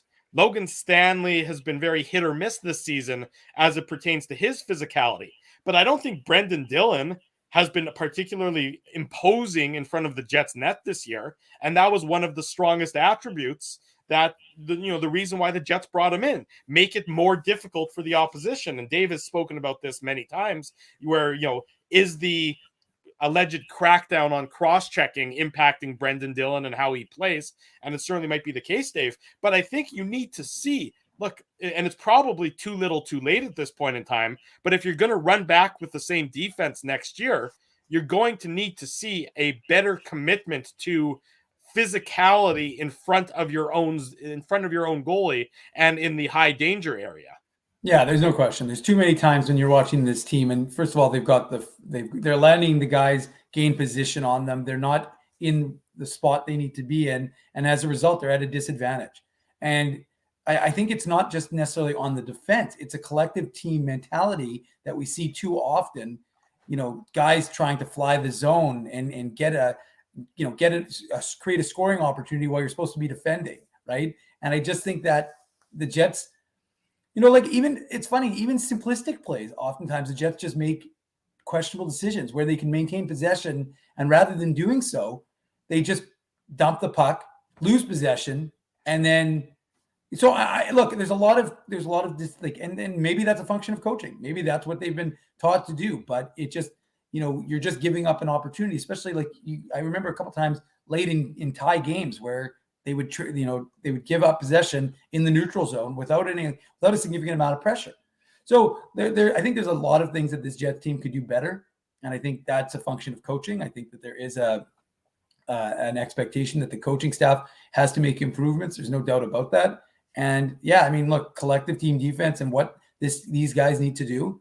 I mean, we talk about systems all the time, right? But look, and I don't want to turn this into a Minuk Moose minute, but look at the Moose and look at the way. Well, look, I mean, honestly, you've got young defensemen, and they're all Jets prospects, right? They're all playing the same system, so everybody thinks. But the Jets systems aren't identical. The Moose systems aren't identical to the Jets. That's why when the Jets Moose PK, for example, was top 3 in the AHL, and the Jets PK was bottom 3 in the NHL. It was but they're playing the same system. I'm like, no, they're actually not. The Jets were a lot more static and passive, and the Moose were a lot more aggressive. And it's in different positions, so it's not identical. And I think that's a function of the coaching, and because the players had the ability. So, and obviously we know the PK has rebounded from what it was, which was disastrous in the first bit of the season, to actually a decent PK overall for the last little bit. But I'm just saying, so it's not identical, but the Moose are able to do it. So you have guys within the system, within this framework, who can get this stuff done. And I understand that the AHL is not the NHL. And I understand it's the next level, right? That's the next level of your development, of player development. But, it's not that they're not capable of doing it. They have to buy into it. And you're not a good enough team. I mean, look, this team has lived by the expression, live by the sword, die by the sword. They've lived by Hellebuck and died by Hellebuck. Yeah. But when Hellebuck's, we talked about it, as he mentioned this 2 weeks ago, Hellebuck's advanced stats, goals saved above expected, were still in the top 10 of the NHL. I don't know what they are right now, but 2 weeks ago, I think he was 8th overall, which is pretty impressive given the fact that, the team hadn't been playing well. And we talked about it. The team hasn't been scoring enough aside from. And also that Hellebuck's been letting in 3+ goals a game.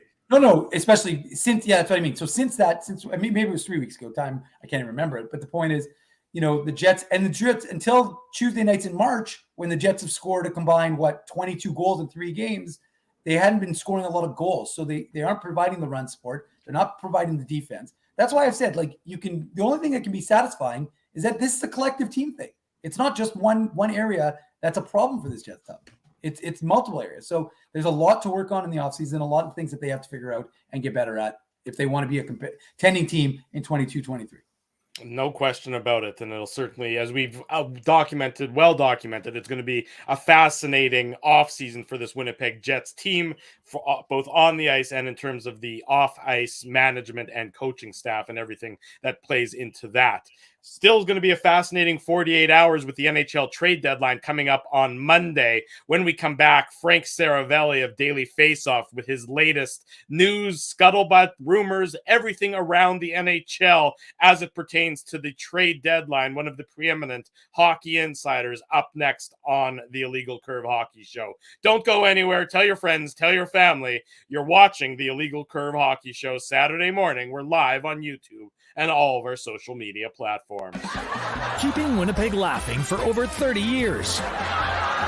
Rumors, Canada's longest-running comedy club, bringing you the biggest laughs from the best comedians on the planet. Jerry Seinfeld, Chris Rock, Jon Stewart, Dennis Miller, Brad Garrett, the greats, and all the up-and-comers too. When was the last time you laughed out loud? Make it a great night out with friends, or book your office or birthday party. Even a fundraising event at Rumors. Get all the details and dates on upcoming shows at rumorscomedyclub.com.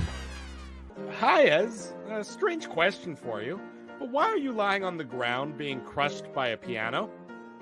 Well, Drew, I definitely tried to carry this baby grand piano down the stairs by myself, and somehow I failed miserably. Right. I'm sorry. That was a silly question on my part. My apologies.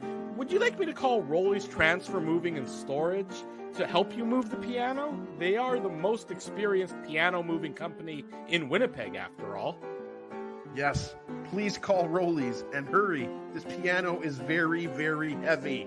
Rolly's Transfer Moving and Storage offers stress-free residential moving services while taking great care of your personal belongings, including your piano. At Rolly's, no job is too big or too small. For more information, visit rollys.com. Hi, it's Drew from Illegal Curve here. Selling your home can be stressful, but it wasn't for me. Thanks to my friends at Zappia Group Realty, they made the process so easy. My home sold within 48 hours and with multiple offers. Zappia Group Realty took care of everything with their exquisite customer service and attention to detail. If you want to sell your home for more in less time, get started by talking to Frank and Mauro Zappia of Zappia Group Realty. Online at zappiagroup.com.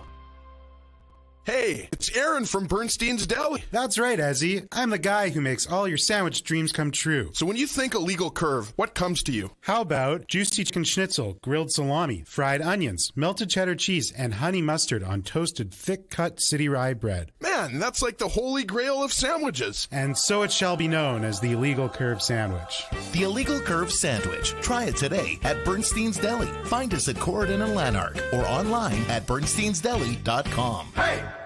Hey, Drew. Ezzy, whoa, what a smile! Yeah, I got my crowns done at Linden Market Dental Center, and they whiten my teeth. I see. They're so bright that every time I smile, they go, "We have hockey tonight. Do you have a mouth guard to protect those pearly whites?" I sure do. Whoa, they even ting through the mouth guard. Linden Market Dental Center covers all your dental needs from restorative to cosmetic dentistry and will fit you with a sports guard for that active lifestyle. 877 Waverly. See lindenmarketdental.com. So you're a pizza person, you married a wing person, but somehow your kids are salad people. You can't pick your fam, but you can pick your BP meal deal, starting from $18.99 for takeout or delivery at bostonpizza.com.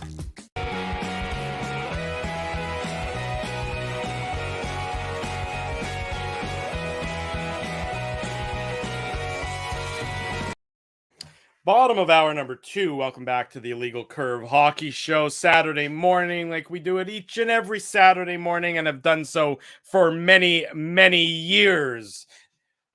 Drew Mindell, Dave Minuk, Ezra Ginsburg with you, talking about the Winnipeg Jets, talking about the NHL trade deadline. And the best person to bring in to talk about the NHL trade deadline is one of hockey's preeminent insiders from dailyfaceoff.com.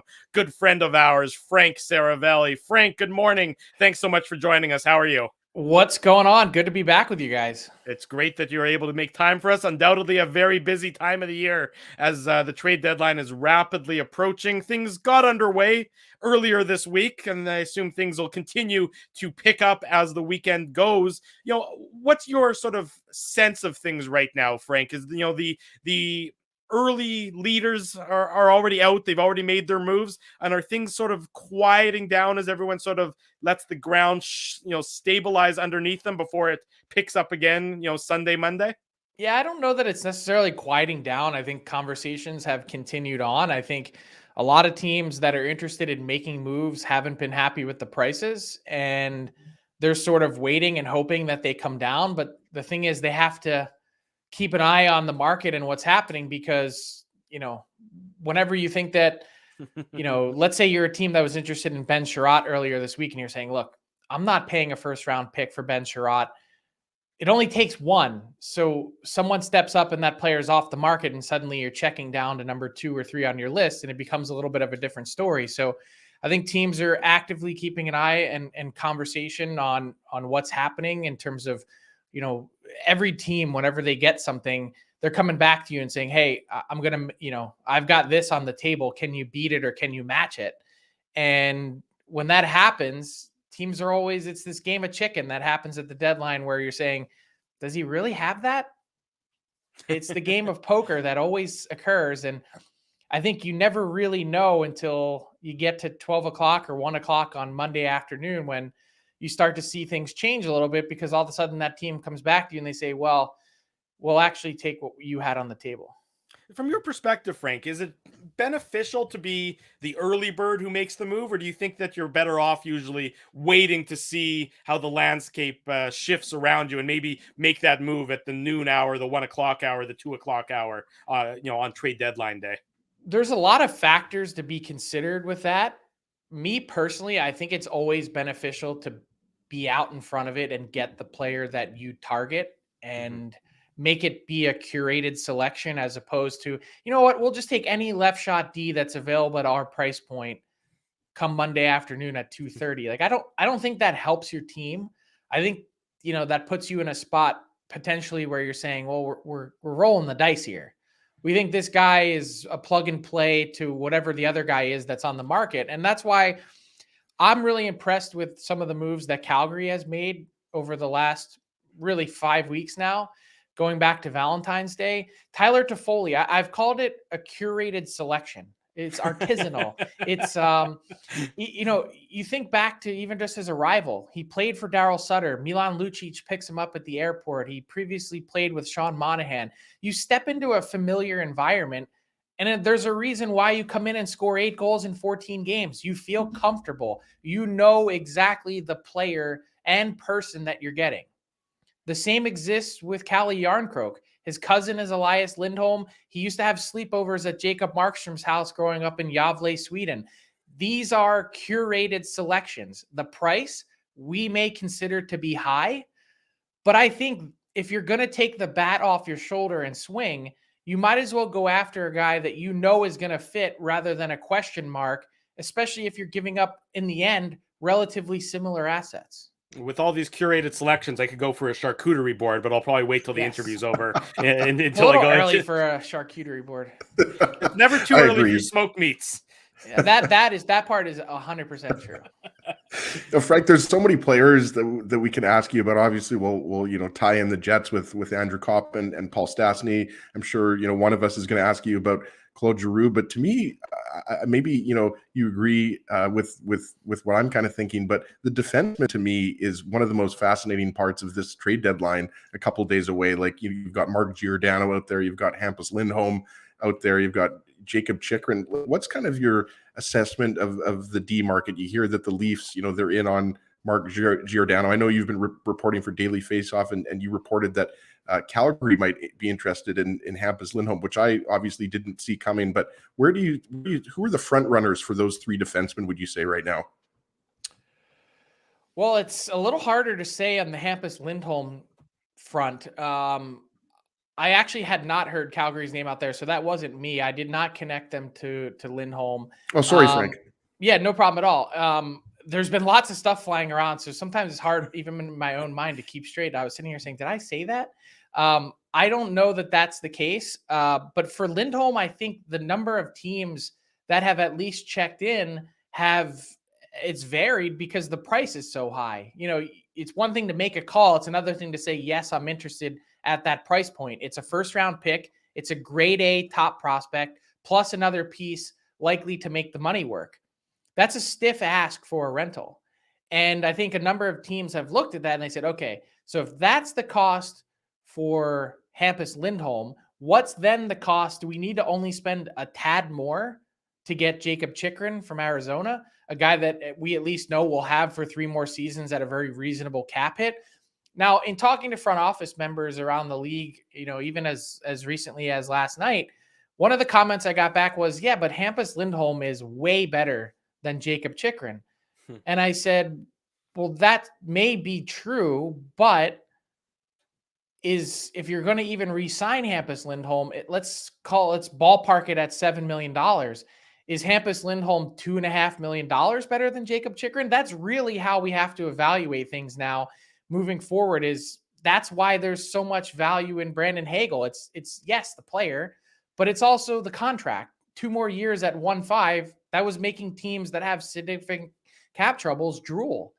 and now, you know, you look at the rest of the defense market, it's Lindholm, it's Giordano, and then there's sort of everyone else. It's Calvin DeHaan, it's Nick Leddy, it's, you know, go down the list. The left shot guys are in abundance. The right side guys, never really so much, which is why you might end up seeing more for a right shot guy that's on the market, even though he may not even be as good as the left shot guy. Frank Saravelli, our guest Saturday morning. We're talking about the NHL trade deadline. You know Frank from his exquisite work that he does with dailyfaceoff.com. Exquisite, and you're going to have a artisanal, curated. I love this. And I was going to say, you have a live broadcast, dailyfaceoff.com. Going to have a live broadcast on Monday with all the trade deadline news and information. Why don't you give that a plug, Frank? I feel like I'm at a wine tasting. I'm not drinking Merlot, Frank. We got to drink something else. Actually, Seagram's is our sponsor, Frank. So if you want, we'll give you some Seagram's. That'll be a better thing. Perfect. I'm in on Seagram's. You know, I will probably, speaking of wine, I will probably need a gallon of it on Monday night, probably around 7:30 Eastern. I think that's my last hit. But in all seriousness, we have 3.5 hours of commercial-free coverage on Monday, 12 noon Eastern to 3:30. We're streaming live on dailyfaceoff.com as well as YouTube and Twitter. I appreciate you guys allowing me to plug that. Come on over and watch us. We'll have breaking news, our whole team of analysts. We're going to have lots of stuff for you throughout the day.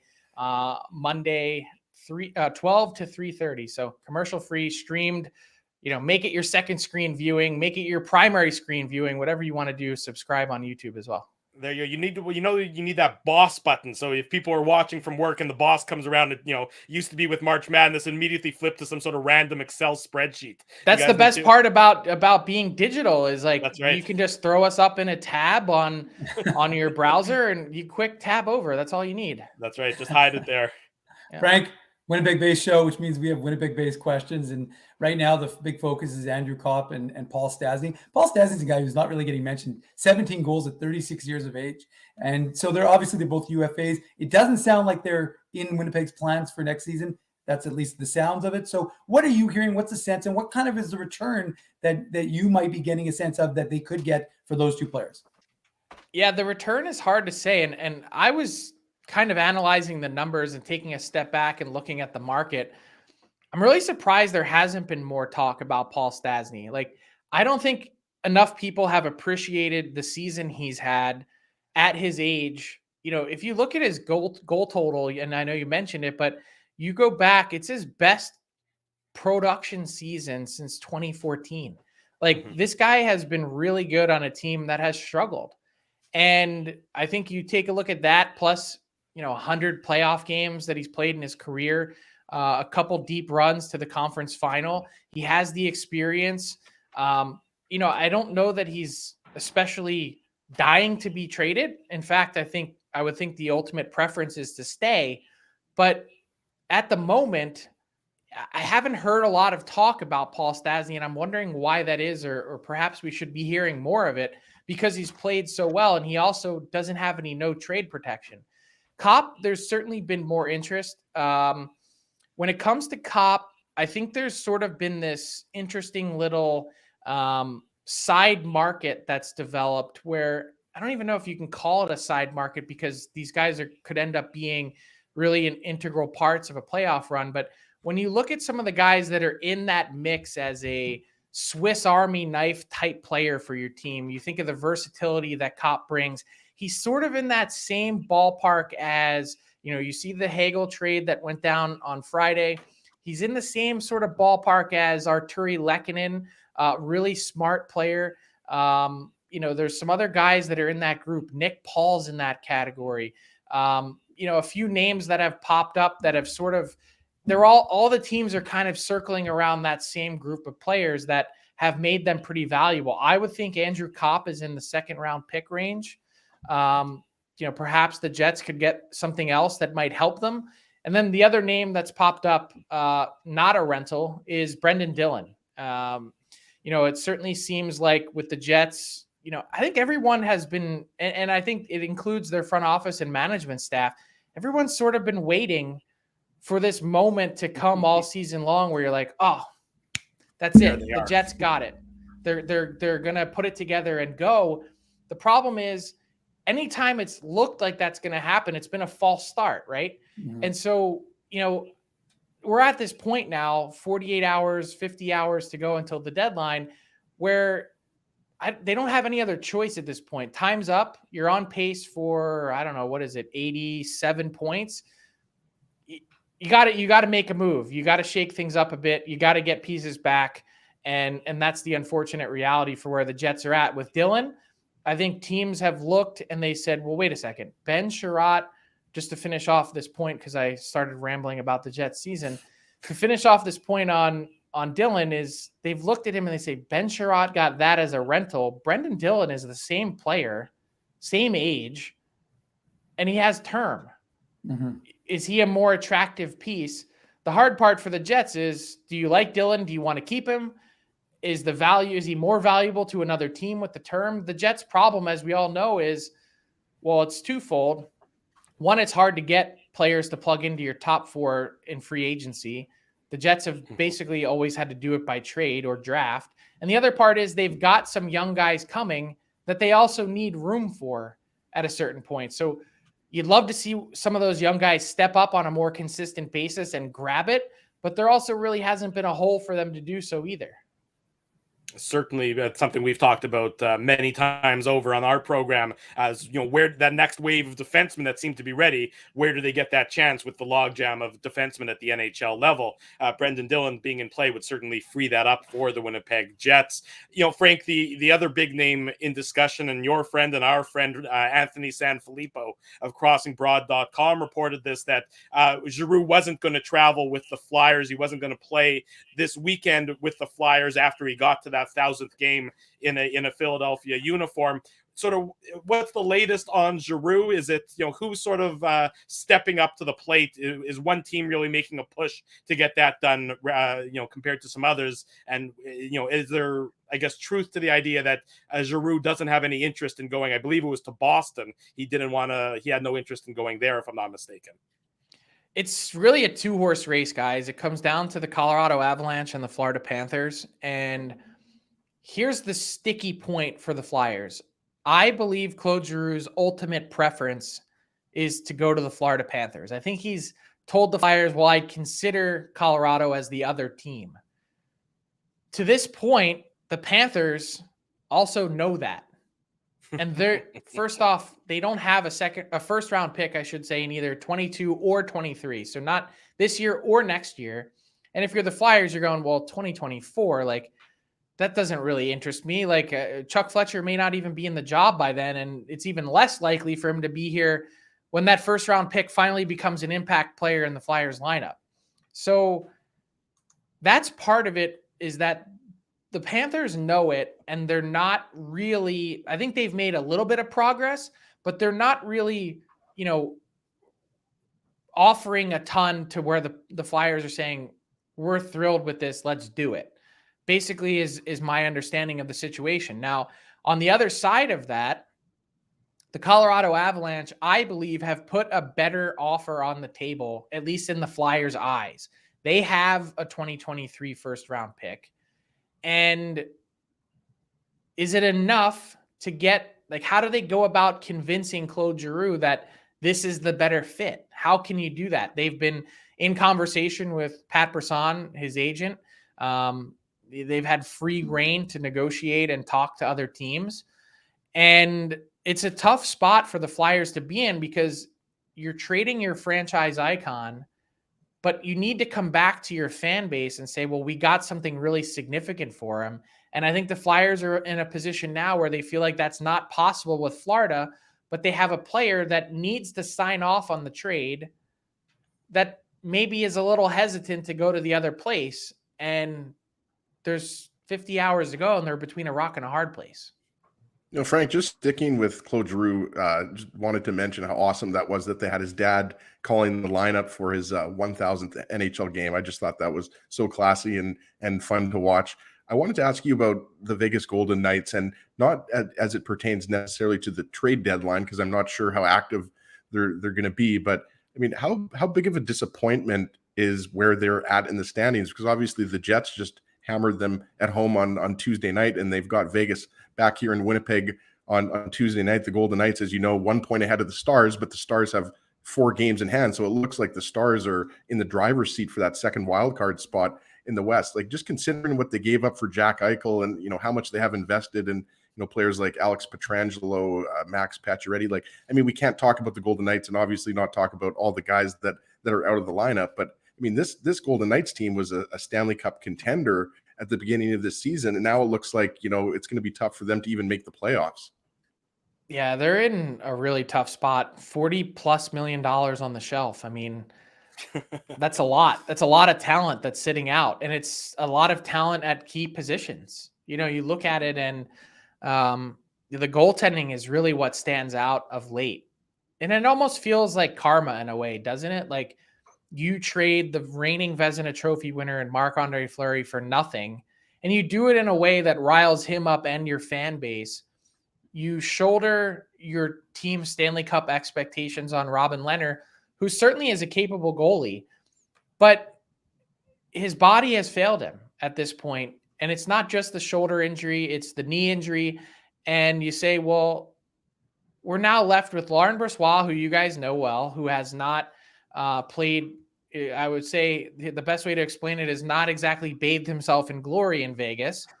And then you've got Thompson, and that's a lot to ask of 2 guys that are not number ones in the league, to say, hey, we're trying to win a Stanley Cup this year. On top of all the other injuries that they have, Pacioretty, Smith, go down the list. Now Eichel's hurt, and the Golden Knights are concerned. Like, the wheels are falling off. And I wonder if you're sitting in that seat in management as Kelly McCrimmon is, do you just throw your hands up in the air and you say, look, this season is a banana sandwich. Like, there's no chance we can cover up or paper over these health issues by making moves at the deadline. I'd have to think that's the position they're in. I would say the goaltending, though, is a big question mark, because it's the injuries, and it's to close out this season that would seemingly lend you a window to go out and trade for someone in the hopes that you're not that far out of the playoff picture. If you can get some of these guys back, we've still got a 5-week window here where you can make hay and sneak in, and then you could potentially be a really dangerous team if you could get everyone healthy. But Mark Stone, like, what's up with his back? Like, there's been some talk that this is a really, really serious injury, and he may not even be able to play in the playoffs. There is all sorts of question marks for the Vegas Golden Knights, and none of them are good. I guess the question would be, is that an artisanal banana sandwich? But we'll deal with that later. Frank Saravelli of dailyfaceoff.com. Nicely done there, Drew. Thank you. Here on the Illegal Curve Hockey Show, talking about the upcoming NHL trade deadline, Monday afternoon, rapidly approaching, Dave M.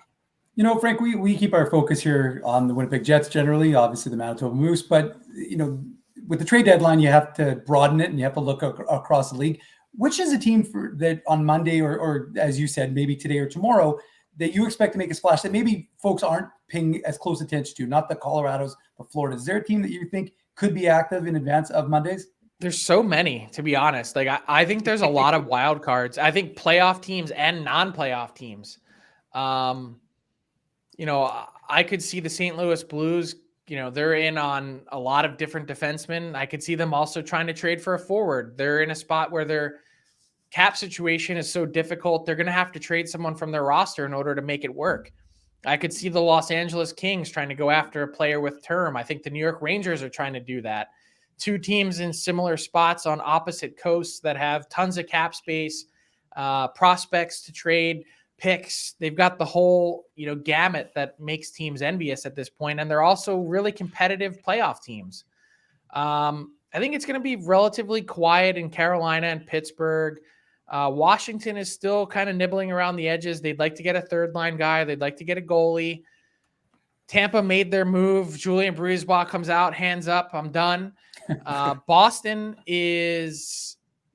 interesting because they're still in this kind of window where they've also played sneaky well over the last few weeks, that they could be a real threat in the Atlantic that a lot of teams haven't been talking about in a division loaded with Florida and Tampa and Toronto. So Boston is going to be trying to add on their back end. I think they've been talking and eyeing up Lindholm. I think they've been in on Giordano. I think they've been in on Calvin DeHaan. Like they're looking at the whole list of left shot defensemen. We touched on St. Louis, not sure about Minnesota. They're kind of, you know, again, another team sort of like Washington, poking around, trying to make their team better, but don't want to give up a ton to do it. Edmonton is going to get a left shot defenseman. I just don't know who. Nashville, wild card team. Dallas is looking to add on their back end. They created some cap flexibility with Sekera going on waivers. There's a lot of teams. I know I just ran through them all. But there are a lot of that was teams awesome. That was that are going great. to be You went very through the active. entire league right there.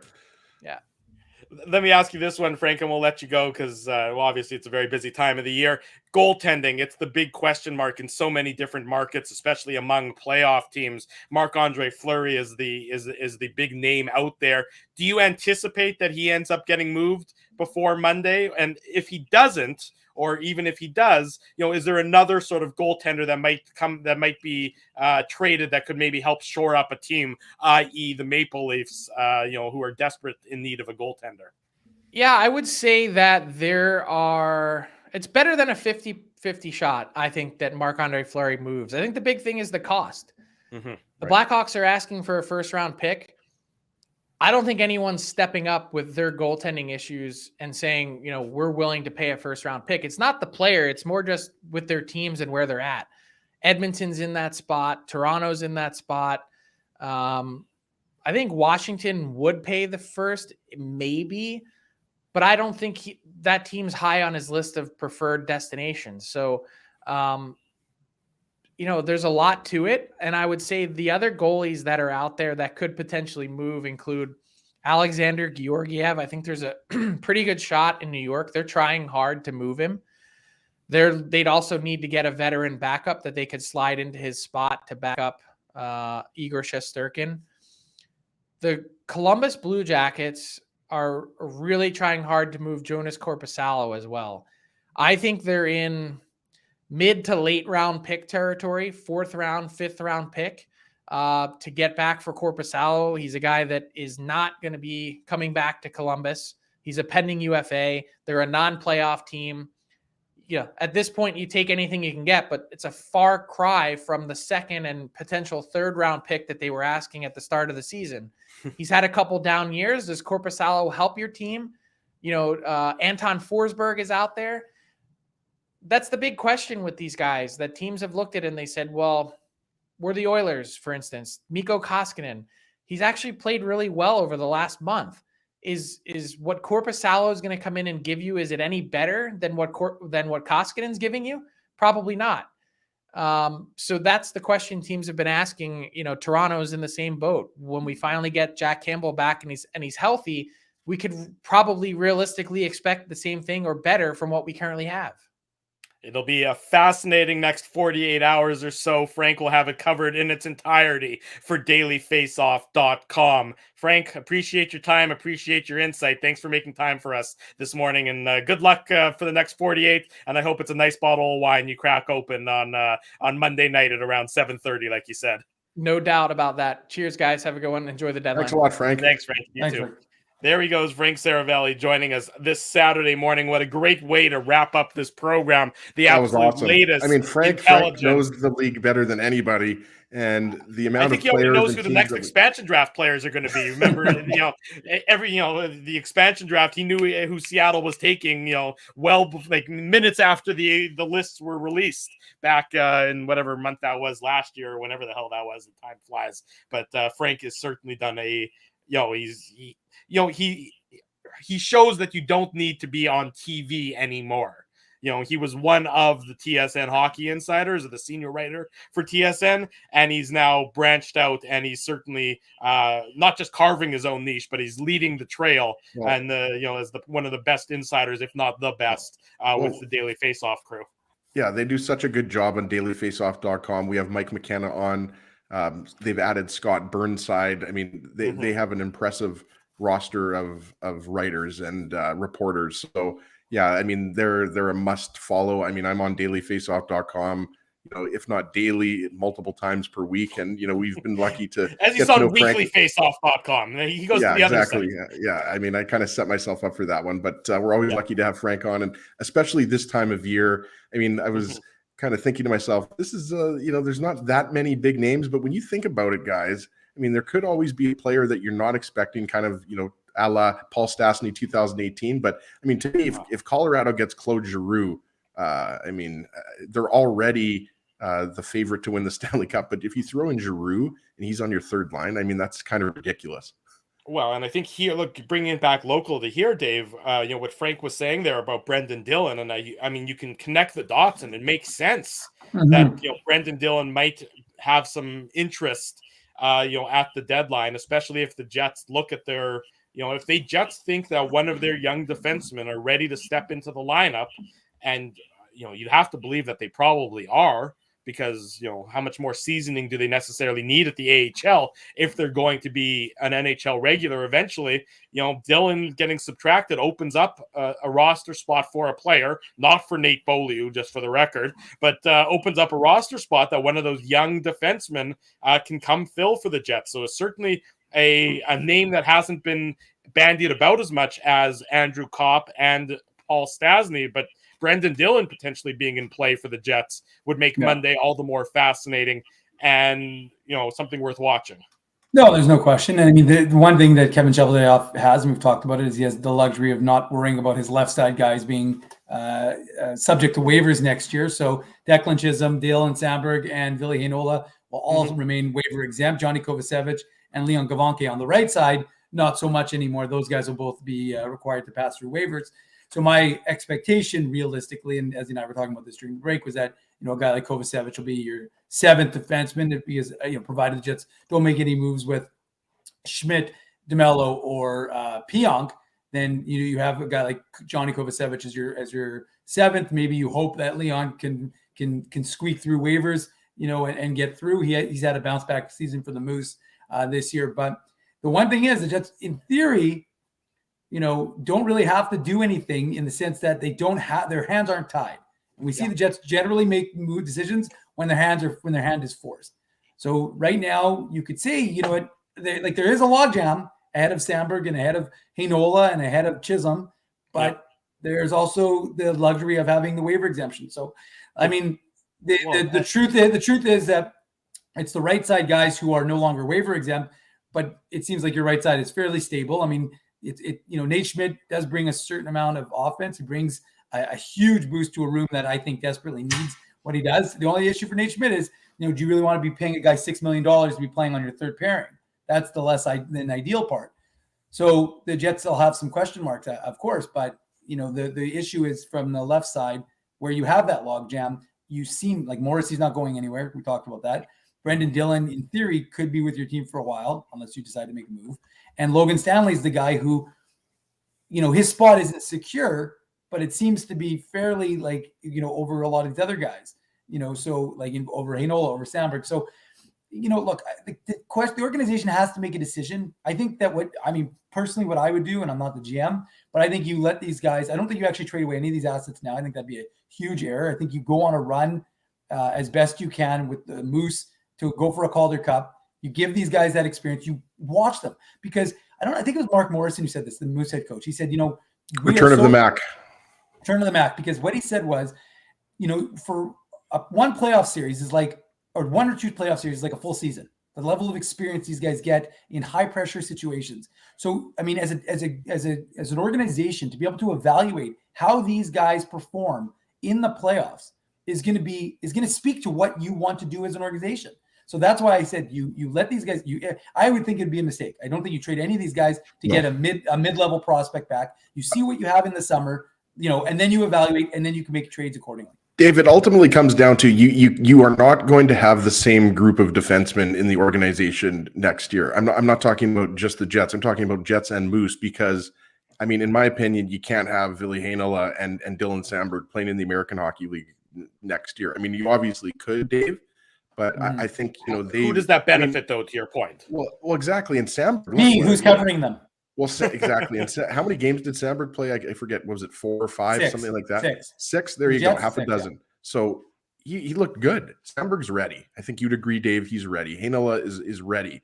Can they help out the Moose this year? Go on a nice long run to the Calder Cup final and hopefully win a Calder Cup? Obviously, yes. But we're talking about next year, and you have to make those decisions. If you're not making them before the trade deadline, you have to make them in the offseason. I agree with you, Drew. There's going to be a lot of potential moves, but that's the way. Again, I'm not advocating. I like Brendan Dillon a lot, but I mean, just do the numbers, right? Nate Beaulieu, I think we all agree, is not coming back, but he's not the problem. He's a 7 or 8 defenseman at best, right? It's moving somebody on that left side. Maybe you move somebody on the right side. I could see Johnny Kovacevic being kind of that 7th defenseman, kind of playing that Nate Beaulieu role next year. Dave's mentioned that before. So if you're not trading Brendan Dillon, I mean, you got to do something. So are you going to trade Logan Stanley? Or are you going to trade Dylan Sandberg? I have no idea.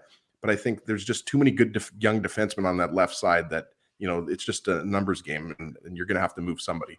And I will say, sorry, let me quickly interject. The Jets did get fortunate. I mean, as much as you want to say COVID was a bad thing, but because of all the COVID-related pauses, they actually got to see these guys play meaningful NHL games. So the one side benefit to this season was that guys, remember, I mean, those guys weren't injured. They were in COVID protocol. So you got to see Declan Chisholm play in the NHL. You got to see Johnny Kovacevic play in the NHL. You got to see Dylan Sandberg play in the NHL. 3 things that may not have transpired if we didn't have this situation. So you do have the benefit of having been able to evaluate them on whether it's 6 games for Sandberg or 3 or 4 for Kovacevic or 1 or 2. I think it was 1 for Chisholm. So you did get the benefit of that. But like I said, I think those decisions are best made in the summer after the playoffs. And I just wanted to quickly throw in, Drew. Sandberg was a 2017 draft pick as opposed to Heinola, who was 2019. So especially Sandberg, to me, I realize he's been injured this year and he's missed a bunch of games. And so, I mean, maybe the, Chevy and the coaching staff, the management group see, Sandberg playing another year in the AHL, but I don't see both Sandberg and Heinola spending a full-time year in the AHL. It's a 1st and 2nd round pick. What are you doing at 23 years old? I mean, at a certain point, you have to say, okay, we're going with Sandberg this year in our top 6. It will be an absolutely fascinating next little while for the Winnipeg Jets. They play tomorrow night in Chicago, so we'll have a post-game show right around 8:45 p.m. Central Time. Will we have trades to talk about? Well, we very well might. We'll find out tomorrow. And, of course, all the latest news about the Winnipeg Jets will be on illegalcurve.com as well as the Manitoba Moose. Big thank you to all the sponsors of this program. They make it a possibility. Rumors Restaurant and Comedy Club, Linden Market Dental Center, Zappia Group Realty, Betway, Bernstein's Deli, Tough Duck, Boston Pizza, Seagram's, Rolly's Transfer, and Grid Park support these fine businesses because of their continued support of Illegal Curve Hockey.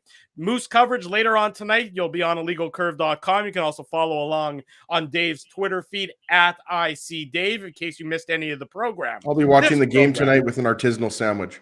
There you go. Artisanal everything. It's been an artisanal broadcast. Having some artisanal spring water, I think, afterwards you're going to have to wash down those Junior McChickens. No, I'm a tap water guy. You're a tap water guy. Tap water and ice is good enough for me. Got low that maintenance. Nice, clean Manitoba water coming from Shoal Lake. There you delicious. go. There you go. That's nice, Ezzy. I'm glad Does you were our able water to still chime come in from with Shoal that. Lake, Dave? It still comes from Shoal Lake, yes. And isn't Shoal Lake in Ontario? It is in Ontario as well. But aside from that, that's okay. We nailed every other part of that conversation in its water comes entirety. from Ontario, really? Big thank you to Scott Billick and Frank Saravelli for joining us on the point. program. In case you missed any of it, the immediate replay will be on Instagram right after we hit end broadcast. The podcast will also be available just as soon as Dave M does all of his YouTube, great work. Instagram. Sorry, YouTube. Yes, not Instagram, YouTube. But you might as well follow us on Instagram, follow us on Facebook, follow us on Twitter, smash the like button, subscribe to us on YouTube, and of course the podcast. Leave us some feedback. Always appreciate hearing from all of you and seeing all of you in the chat. For Dave Minuk, for Ezra Ginsburg, I'm your host, Drew Mindell. If it's Saturday, it's the Illegal Curve Hockey Show live on YouTube and all of our social media platforms.